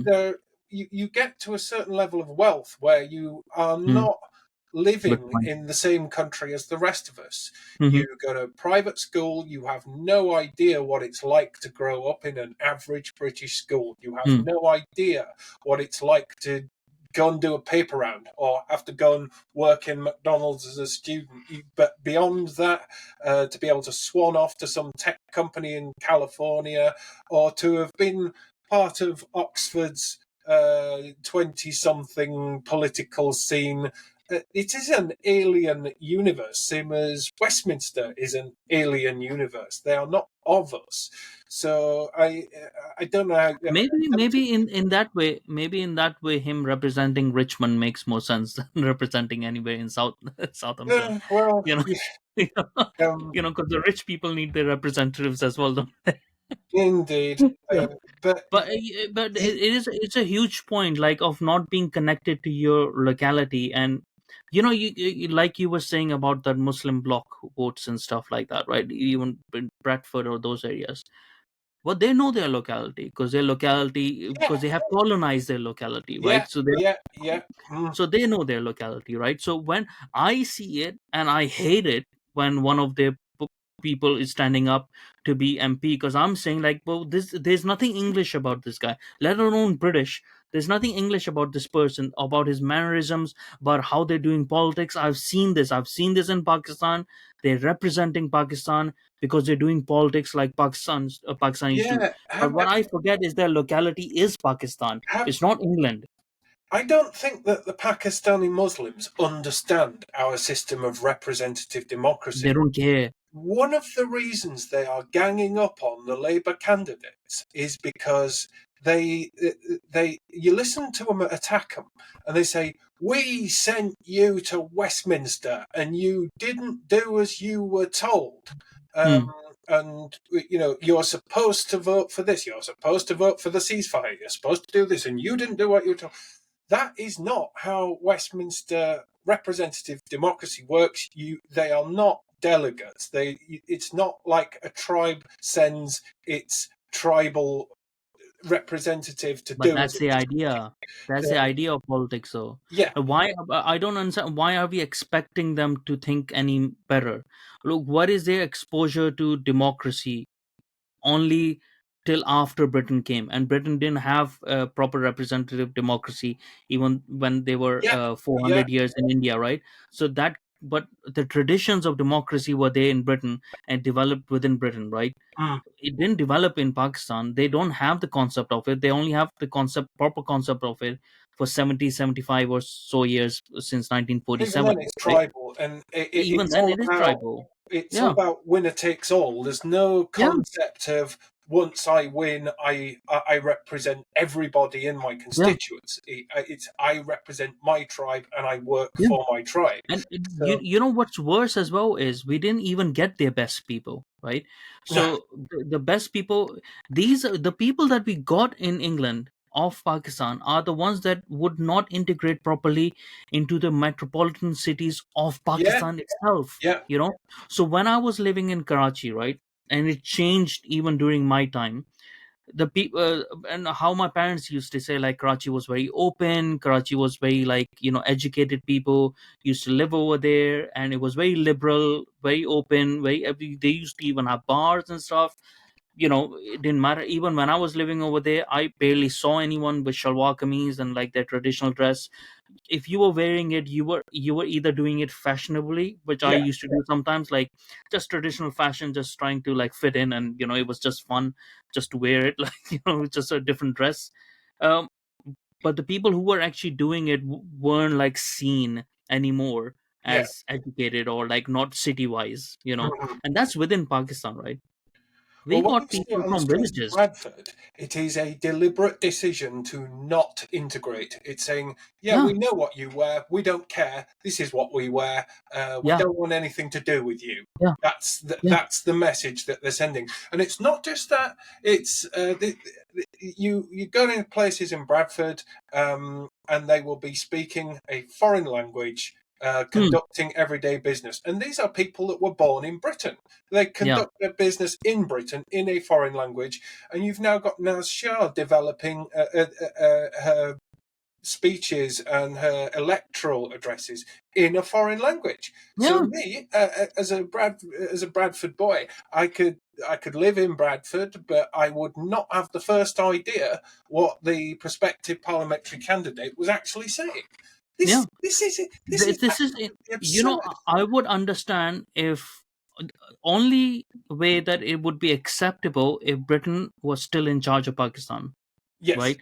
So if Britain was one of our colonies still, then we can understand, it's like, oh, we're still part of you, so Pakistan is now Britain, right? So uh, that's the Well, only time I would understand. But the thing as well is, like, the kind of people, I keep on saying, the kind of people that we have are predominantly from one province of Pakistan as well, yeah, right?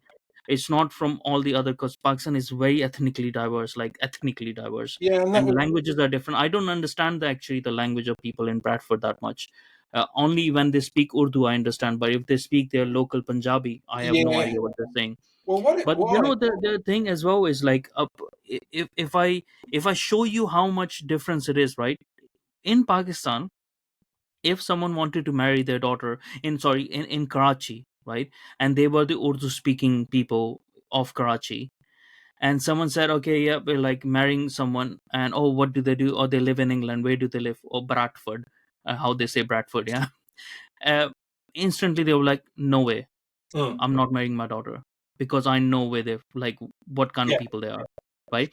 When I wanted to come to Britain in 2010 and 2009, 2010, 99% of the people around me said, please don't go there, because it's filled with Punjabis, and it's not the same. You won't get the opportunities like on your merit and stuff. Just go to America. That's where our people go, because that's where all the educated Karachi people hmm, migrate to. If they want to migrate, they go to America, because it's more merit based and it's more liberal, and they can be more liberal without this Islamization of yeah, it, you know. But obviously, I ignored them. I still came because I wasn't coming for economical reasons. But this is what we're dealing with, right? So we got the worst of the worst, and why we got it was because of labor.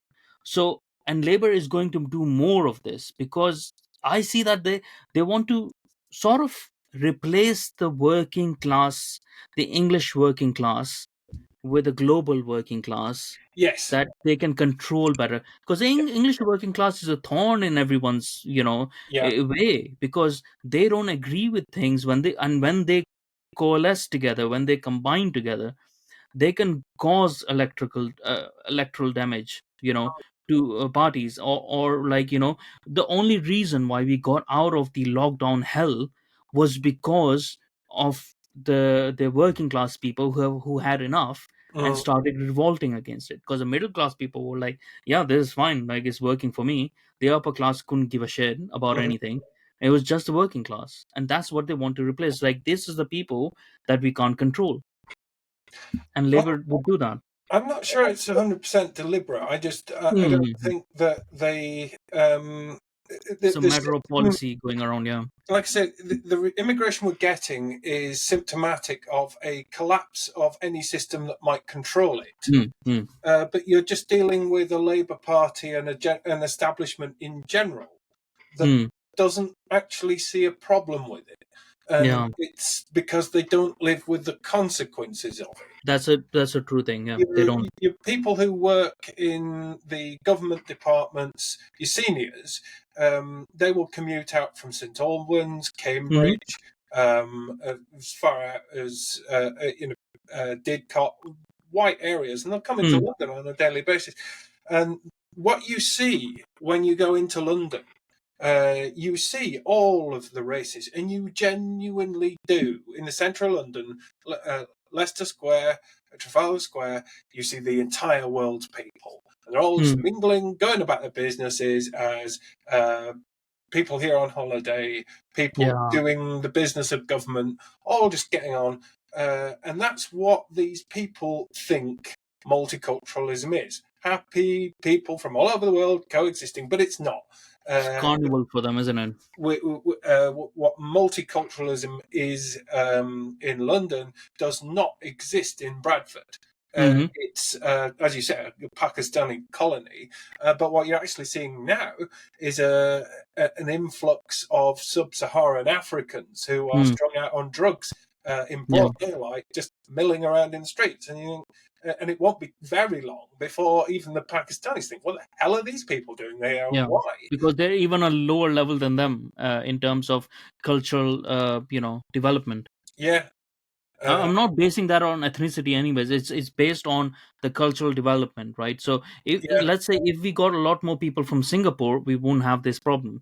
If we got a lot when we got a lot more people from Hong Kong rather than China, Hong Kong, we didn't have this problem, right? And we didn't have this problem when we even had people from Europe, when they weren't from places mm, like Albania or Armenia or those places, but like the nicer Europe, yeah. the It's better, third more world Europe, established Europe. basically.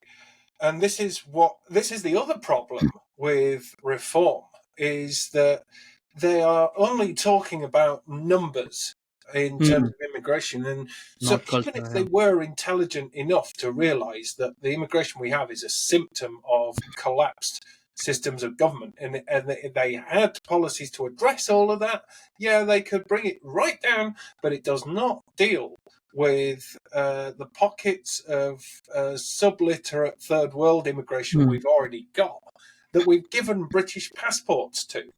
And I don't yeah. even, without mass deportations, saying, if you were issued a passport in the last 10 years, there's a 90% chance it was issued in error, and unless you've got a very good case for remaining, you're going.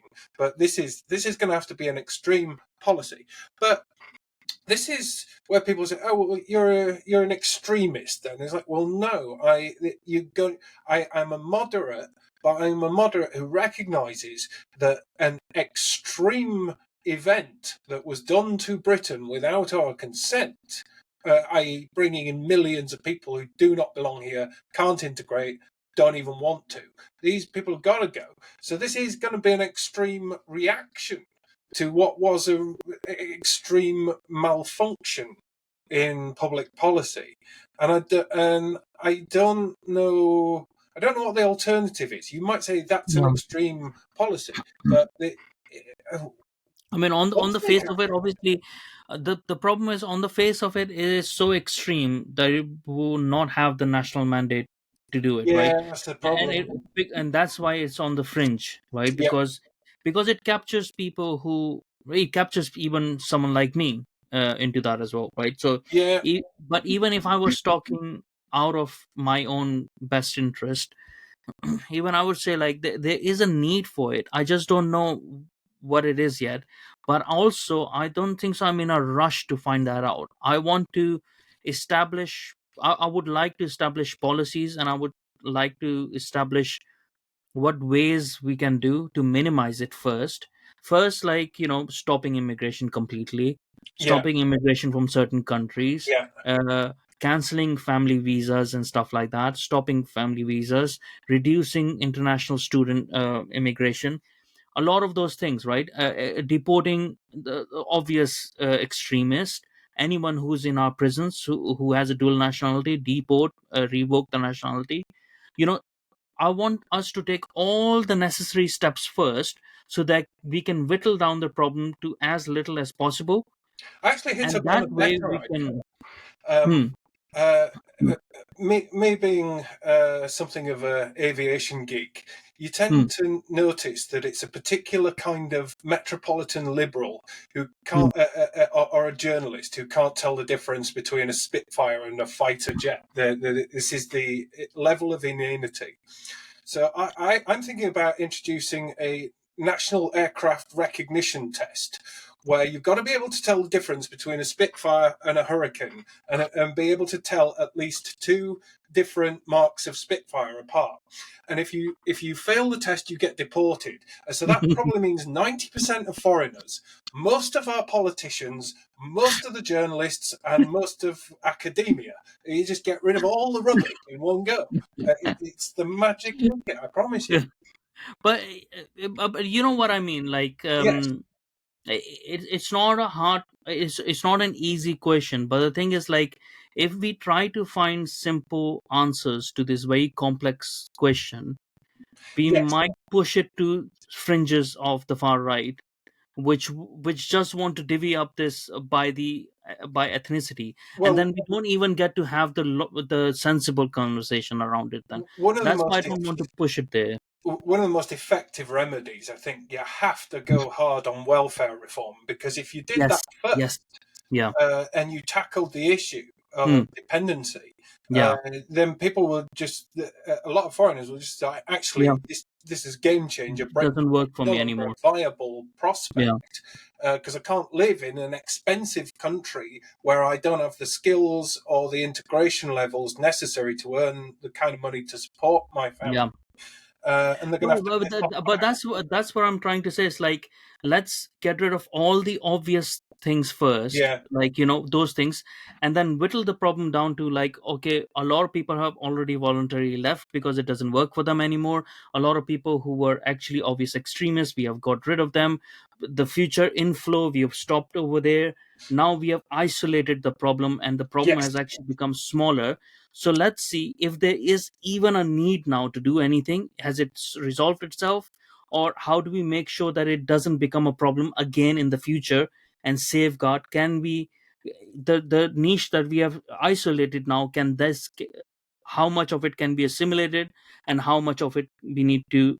So, I'm saying this because then we don't have to take extreme actions, and then Yeah. we can actually take pragmatic actions, which there will be a national mandate for. I think that's going to deal with general problems, but then you've got the problem of the blacks, particularly in London, where there's generations of fatherlessness, where there's the levels of Hmm. basic civilization. You're dealing with feral kids. Yeah, yeah. And that's why they're knifing each other. They've got how, and I don't even know how you begin to solve that problem because these are not only British born, but they're third, fourth generation. Yeah, but again, like, other the things around it are a lot to do, like what Peter Hitchens says as well, the drug problem that we have, right? That we haven't Yeah, had a proper reform over there, how to deal with the drugs that are coming in uncontrollably into this country, which is feeding into this, right? yeah, So again, even with those people who have been here for and they are feral now, how do we isolate the influence around them, right? And that's how I see with the Muslim problem as well. yeah, So the Muslim problem, let's first take out the people who are influencing the kids of that Muslim moderate Muslims to become extremists first. Let's do that first.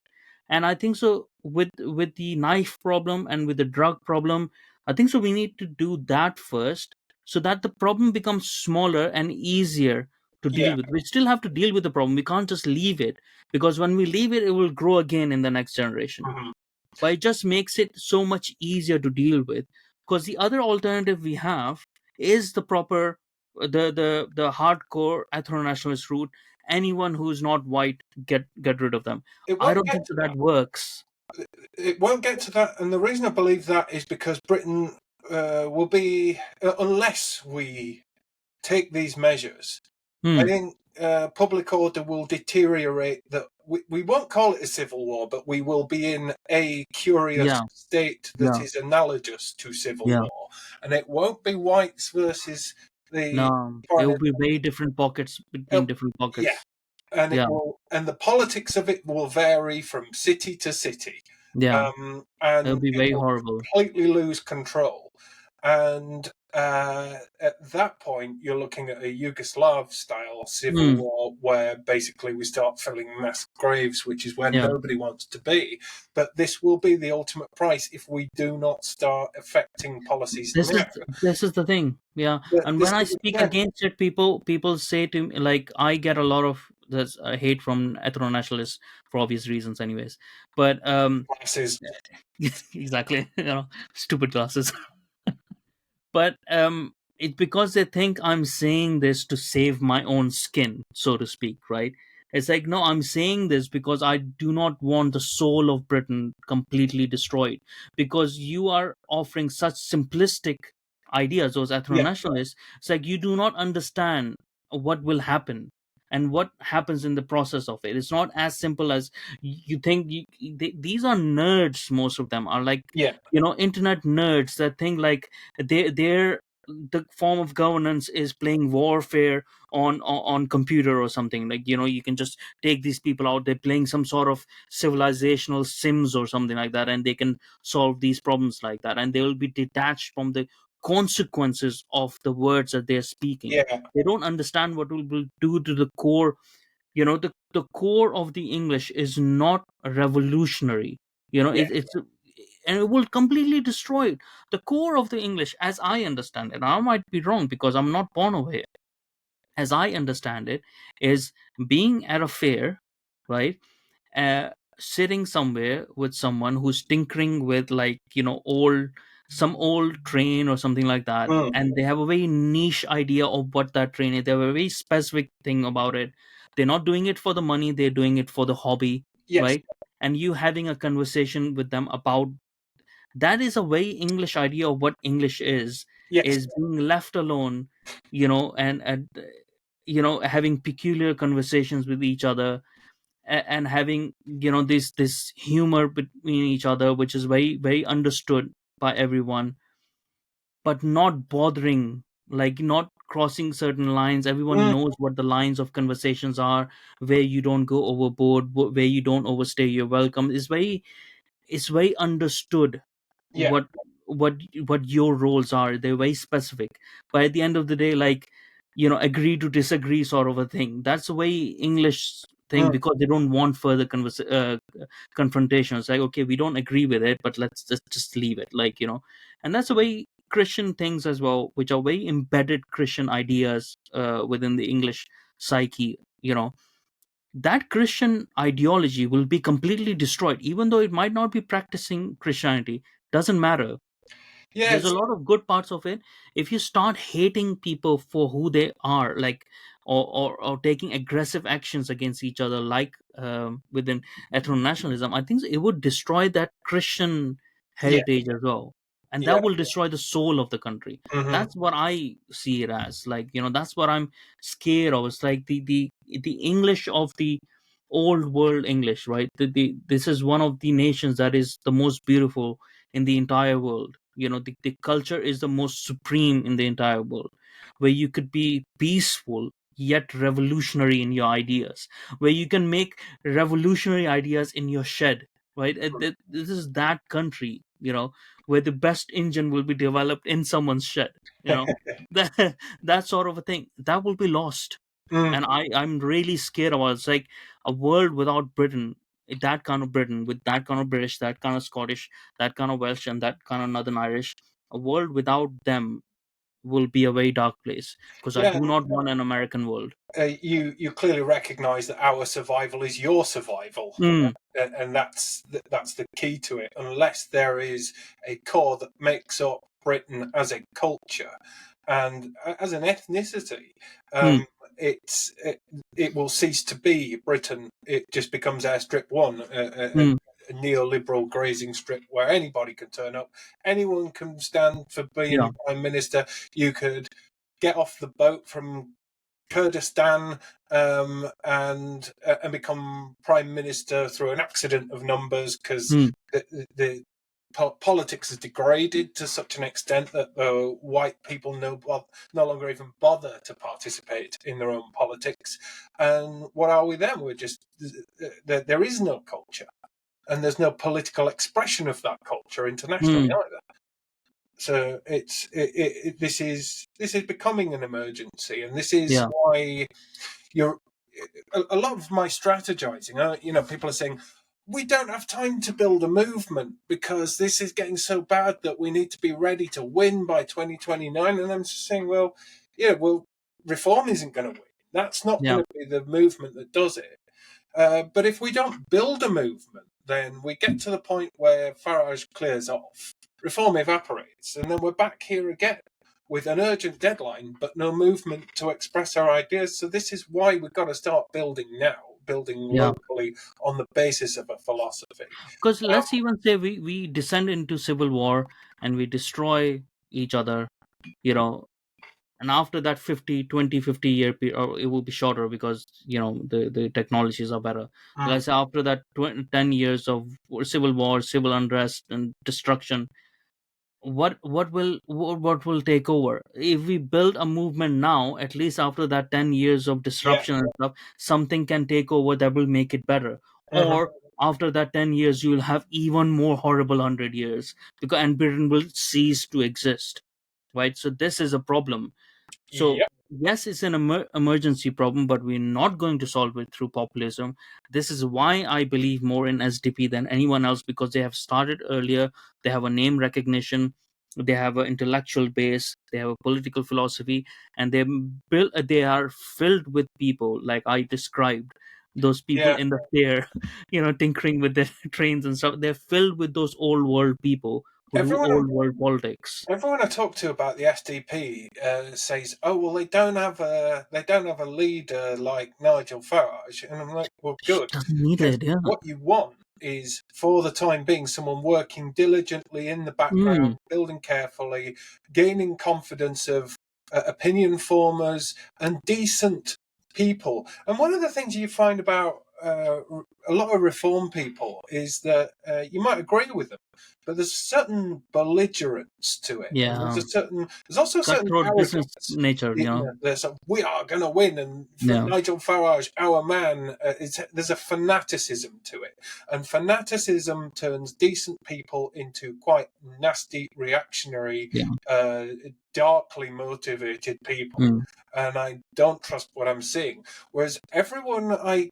come across who's into SDP, they strike me as just remarkably ordinary but good people. mm, People I would actually, in the pub, if I had a camera bag and I needed to pop to the loo, I would feel entirely comfortable leaving £1,000 camera just sitting there mm. while I nipped Very up. good point. It, it, And that's the English that, way, right? yeah, yeah, Yeah, because you can do that or you could do that in England, and it would be fine, right? You can have, eggs for sale, and nobody's going to yeah, steal that. They will yeah. leave the money over there. That's the England that I came for, that I didn't find at all. because it has been taken over by people who are not don't mean well. And even within SDP, even when they have extraordinary people, they present themselves as ordinary because Yeah, they don't shout out about their extraordinariness, right? Because I find William Clouston to be very extraordinary yeah. as a human being, Hmm. but he presents himself as so ordinary, so approachable, that you wouldn't feel like that, and that's how you get a connection Yes. to him. Yeah, and there's a warmth to him as well. Hmm. I instantly liked the guy when I saw him online, and then when I met him in person, there's no difference between Hmm. what you see online. Hmm. What you see genuinely is what you get. Whereas other politicians, there's a sort of public-facing mode, but no, this guy is Hmm. genuine, and I trust genuine. Um, Yeah. and this is a thoughtful guy Hmm. who recognizes not only the need to build a movement, but the need to think carefully about our problems, to come up with solutions, and to be credible. Yeah. Because reform, it can win its 20%, but if you want that credibility, and this was the Hmm. problem with the referendum. I was that night, the night before the result. I'd been, I was, everyone else was all gonna stay up and watch the results come in, and I was quite despondent. I thought we're going to lose this. We really are going to lose this. So I thought I was going to piss off to bed early because Hmm. I'd looked at what Vote Leave. They'd run that same kind of tawdry, populist, solution-free, policy-free kind of campaign, and I thought not only will it lose, it actually deserves to. Um, and I wasn't at all. I was surprised that we won, but I was not surprised at the win margin being so absolutely tiny because we'd done nothing to deserve it. And if anything, much to my pre-referendum thinking, and most of what I was saying was totally vindicated because nobody bothered with the Brexit plan. Nobody bothered with any vision as to what post Brexit Britain looks like. Nobody bothered with a replacement fishing policy, a replacement Hmm. agriculture policy, a replacement energy policy. All of the things that could have rebooted Britain, they should have been waiting there, and we would have said, look, this is what we voted for, this is what we campaigned on, this is the vision of Britain that we want, it's for the Tories to get on with it. But nobody bothered to do that. They put Boris Johnson in there, and it was just like, well, I'm in office now, do what you want, you know. So that revolution failed. Then we had Boris Johnson in 2019. He was elected largely to keep Corbyn out of office, but they were all telling me this is the man. And what did it achieve? A temporary 80-seat majority that's wiped out to historic levels, or will be by next week. So this is two shots at running policy-free populism that has crashed and burned and set us back decades. And I just see Farage as just another iteration of the exact same arrogance, and I don't Yeah. see how it's going to produce different results. Yeah, and this is why, like, these elections don't even matter, but they just matter in the sense that it infuses people who want change to go out and vote, get disappointed probably, Yeah, uh, and then understand that, look, this doesn't work here. Okay, this is why we were saying it. What reform is doing doesn't work here. What SDP is doing is actually what works here, because what their way of doing it is more in tune with the British nature, right? And this is what you find actually. yeah, Their way of doing it is not like about waving the flags and saying, yeah, "Oh, we will win," or "We'll kick these people out," or "We will actually put guns on the beaches and we will shoot down the illegal immigrants." Like, you will lose people when you yeah, talk like that. yeah. You will lose. You will only be on the fringes of social media. You will feel like you are on top of the world, That's but the you will upset. have most of them. 75% of your people will be actually from America, because this is Americanized Yeah, version yeah. of far right, Uh, that they still have it over there. And the absolute absurdity is, if you look on Twitter at the moment, The Hmm. vibe among reform supporters, it's as if they're actually winning. And yet, Yeah. this time next week, there will be more rhinoceroses in Whipsnade Zoo than right Hmm. wingers in Parliament.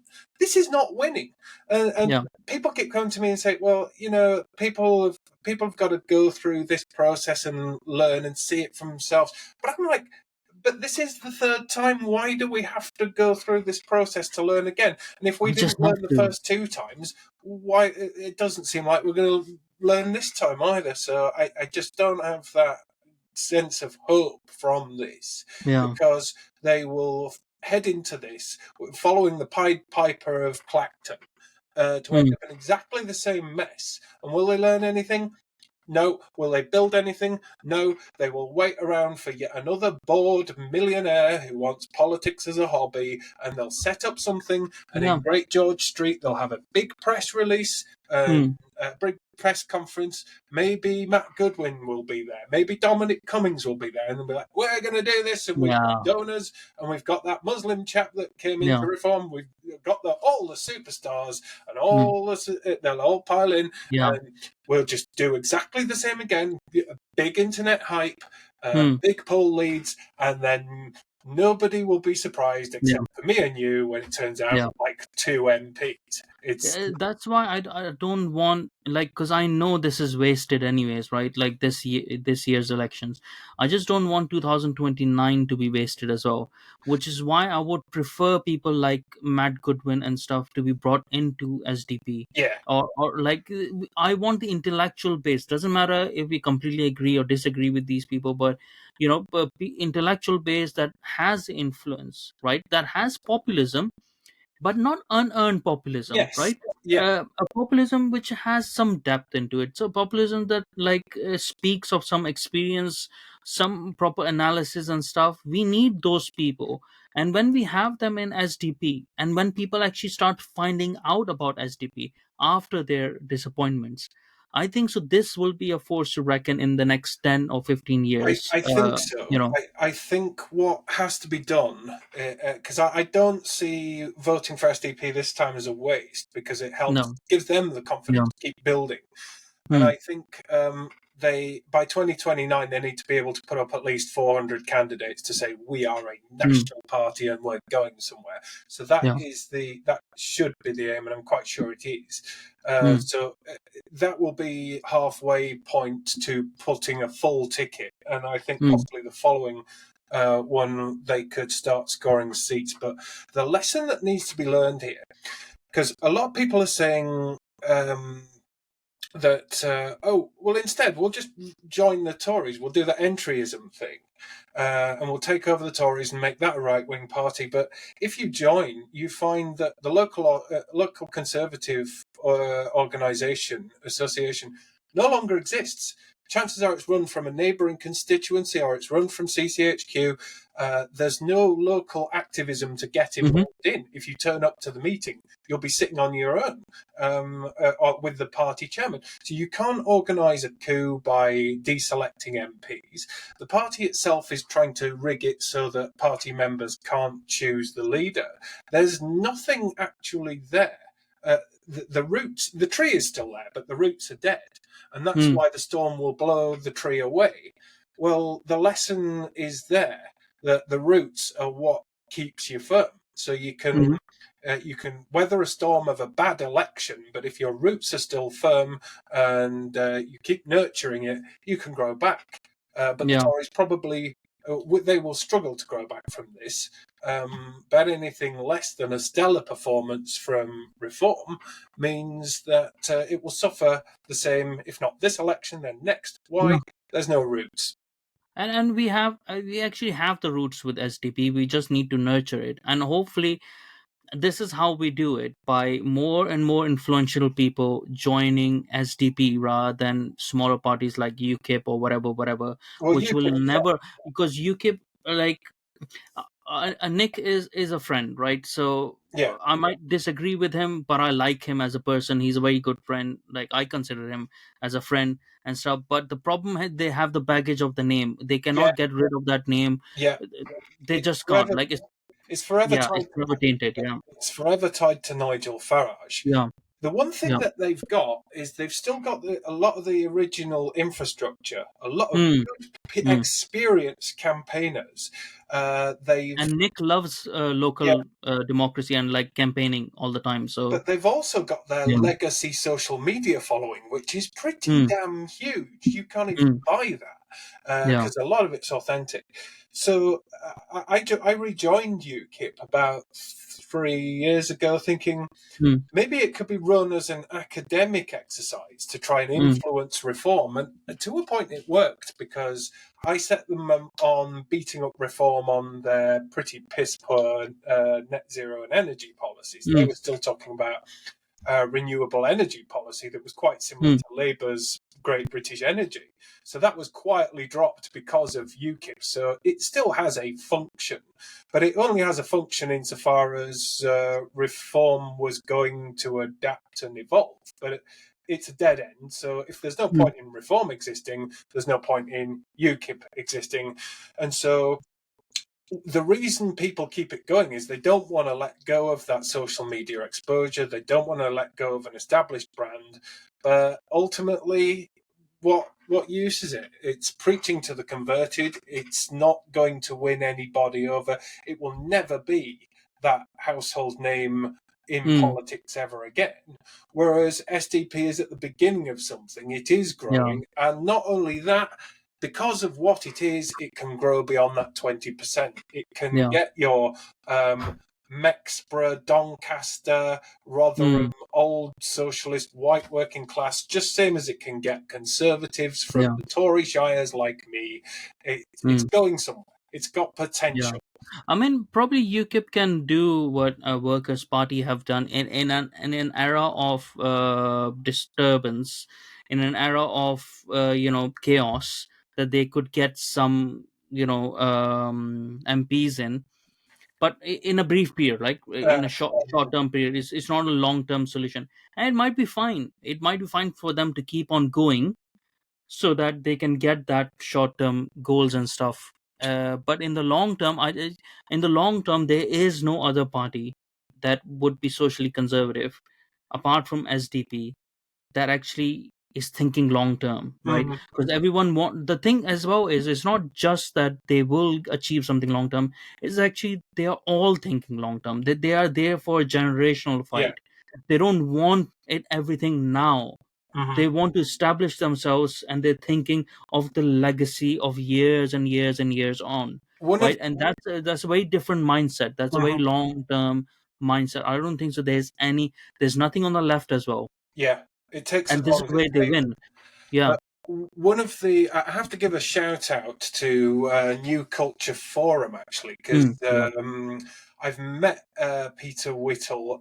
He's a Mm, great guy, yeah. and what marks them as different Mm, is they are actually including a diversity of voices from think mm, tankery. They even have me in the room. Um, mm, I'm like complete Joe Nobody with a blog, So they're getting thinkers in the same room. But the one thing since I started my Substack a little while ago, I think I've been to London about 9 times on political mm, business. It's expensive and it's yeah. exhausting. If I come back after a day, going all Mm, 200 miles down and 200 miles back mm, and walking around London, I'm wiped out for 2 days. So it yeah. takes up the better part of my week just to do a couple of hours politics. Mm, Um, and politics cannot function like this. yeah. It Because has if we're to going to take back function the country, it cannot locally. be routed through London. It has to be Mm, independent networks mm, across regions, deploying in different areas.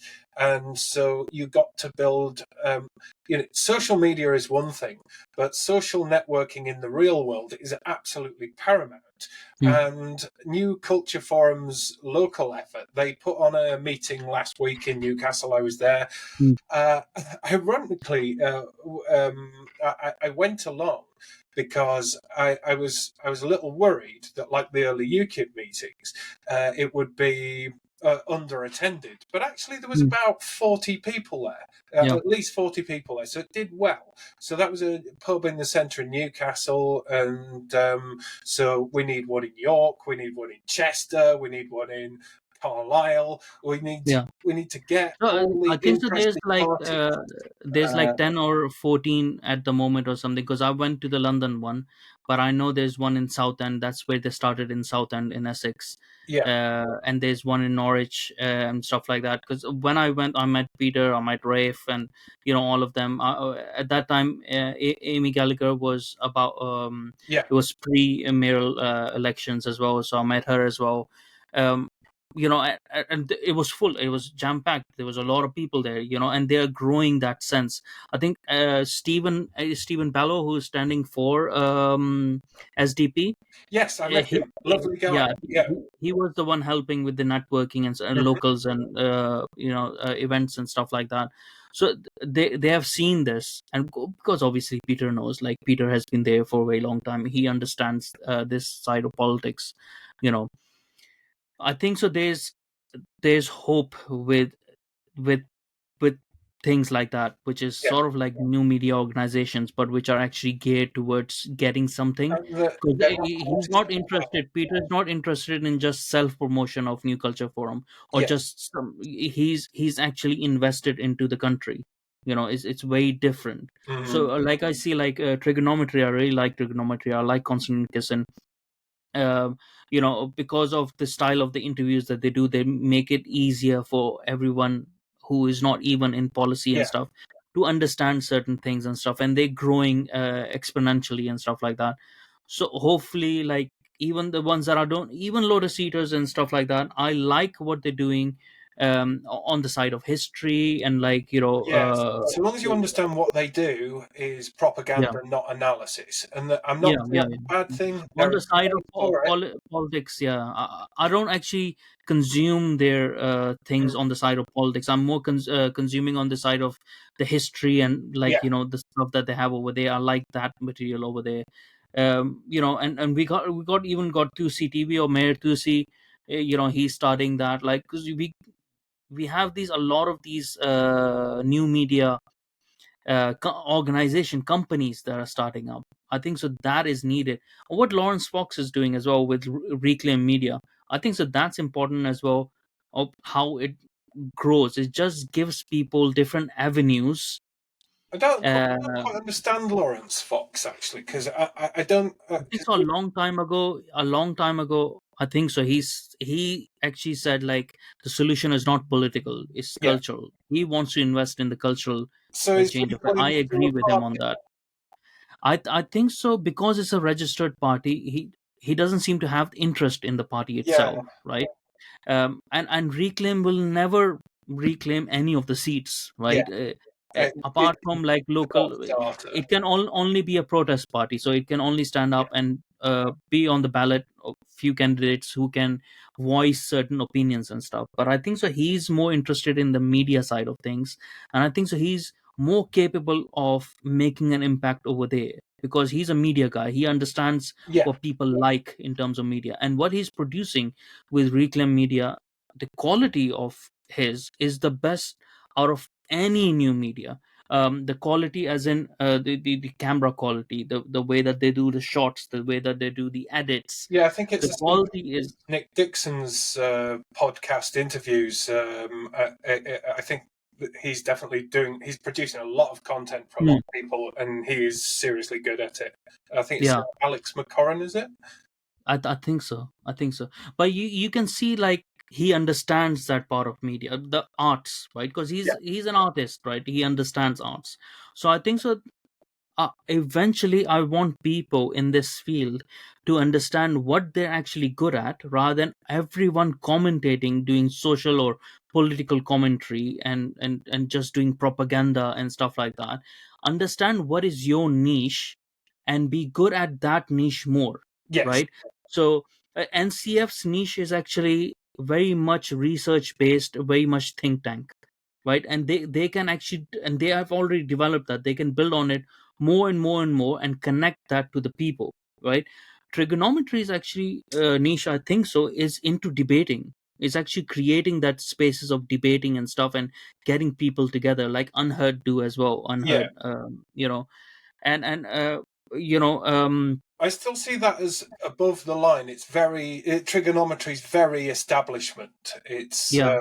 It's very much inside a particular Westminster clique. Hmm. I don't think it actually has much to say outside of that. I don't think. But you also need that, I think so. You also need that Yeah, you because do you need need it. Yeah. some, Mm. you need, No you revolution is can't just going to take replace off without establishment. at least one foot inside the Westminster establishment camp. Yeah. That was also true of UKIP. It had its Hmm. fair share of lords who supported it, a lot of old Tory donors, Hmm. and more than a few sympathetic Tory MPs who would Hmm. never actually admit it, Yeah. but would be more likely to vote UKIP Hmm. than the Tory party in Yeah. other circumstances. So But it's you need that, right? Like, yeah, and this is why I like Reclaim Media, because uh, like I like Lawrence was because I understand his mind more, right? Because I'm not a politician. I'm not a political beast. I'm more of an artist, right? yeah, So this is why I depend more on feelings, on like stuff like that. I understand what he's trying to do. I rather, that is my niche, right? I know that is my niche. So I rather help him with his niche, yes, hopefully at some point, right? But with the aim that we all do our part to make sure that we have some sort of fight for Britain, hmm right? From all angles, from angles of art, because people need nourishment, people need art. They can't just yeah, depend on reactionary stuff, or like people just looking at the camera and shouting at things. They need something more, right? They need like geeks as well, right? So they need the gamer geeks and stuff like that. yeah, That's a niche which actually Lotus Eaters had. I don't know why they lost it, because that was a very good niche that they had. And and they mixed that with philosophy and history, and it was good hmm in that sense. And then that's why I don't want everyone involved in politics. It doesn't make sense for me. You need the comedians, you need Comedy Unleashed, you need Unheard, yeah. which is actually doing proper news and stuff like that, just to give people different angles, so that they can't just come after us from one point. They Yeah, come after us we are trying to save Britain from all angles, yes, I quite and agree. you Yeah, know yeah. yeah. Um, I have taken so much of your time. I didn't even realize it's been over 2 hours. No, I did Just kept great. on talking. Yeah, I only realized because my wife came home. It's like, oh shit, what's the Yeah, time? same here, and I'm absolutely gagging for a cup So of coffee. to end our conversations, what do you think is going to happen in the elections? I think the polling companies are going to be shown that MRP polling, if it ever did work, it certainly doesn't work. I think the Tories are going to get more than 100 seats. I think they're going to surprise us with more than many are anticipating. I think Peter Kellner's predictions, I think from yesterday or the day before, they're going to be closer to the mark. I think Reform is going to seriously underperform compared to the levels of hype we're seeing, and it will not score anywhere close to what its peak polling is saying.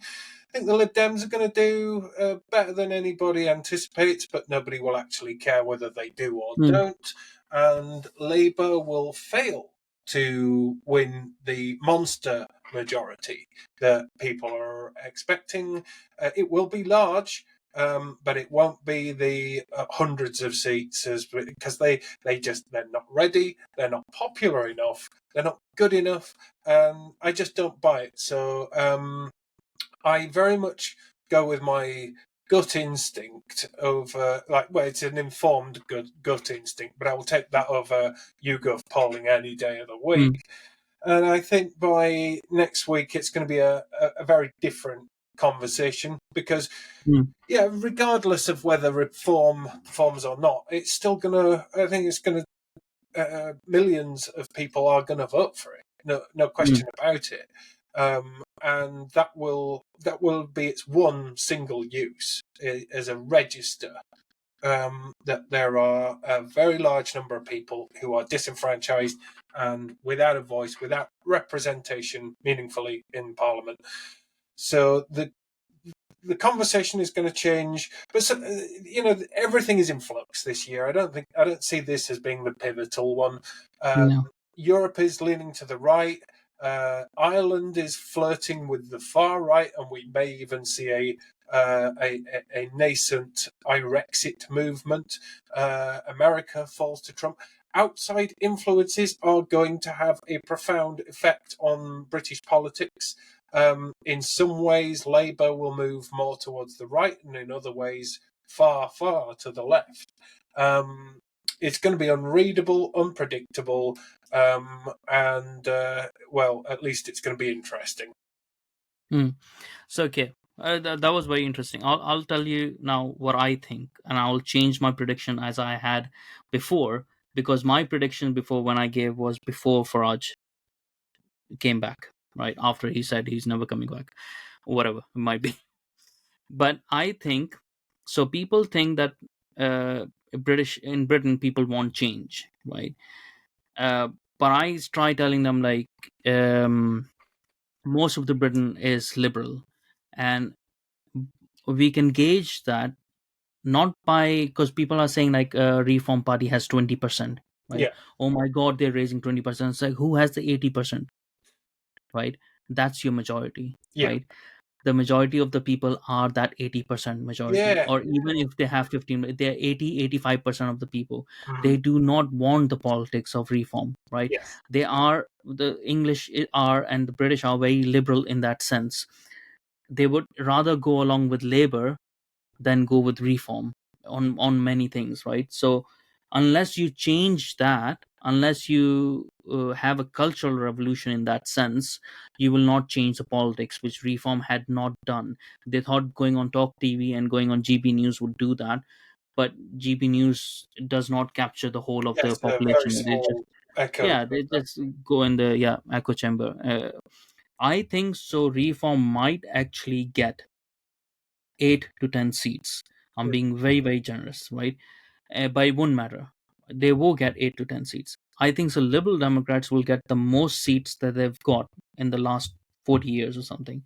They Yeah. because of be- I see it around my area as well, right? So Essex is very much a conservative Hmm. county, uh, and the second people who are here are the Liberal Democrats. We don't have Labour over here; we have Yeah. Liberal Democrats, and that's the case in most counties which are highly conservative. They have the second place is always Liberal Democrats, because they interchange or they used to interchange, right? I see because of what Ed Davey is doing, such a non-political campaign, people are fed up. And people who are fed up, if they're going to vote, they're just going to vote for Liberal Democrats Hmm. if they want change in conservative council. So they are actually going to steal. They are the ones who are going to steal conservative seats, not reform. That I This think is so why will the happen. Tories are saying that they went too far right because Yeah. they're watching their party being cannibalised. Hmm. Because it was a coalition that never should have existed, but it probably as many votes are going Lib Hmm. Dem Green as going Reform. So Yeah. it's Yeah. uh, I think so that is definitely going to happen. And with the labor, I think so labor's vote are just going to be divided up into labor. Workers party is actually going to get some votes because of the Muslim bloc. There will be more independents than there were before, than 2019. They might even double in numbers, you know. I think so. There is going to be a bit of a workaround in Scotland, and that's where Tories will regain some of their momentum. I think so. The Tories will actually gain some seats in Scotland more maybe than before. Scotland's I don't think so. definitely. SNP is going to do as good, but they're still going to be the dominant party, but not do as good. Mhm. Uh, and Labour and Tories are actually going to recover their seats more in Scotland, and they'll have the hold of overall their seats from there more than England, sort of like percentage wise.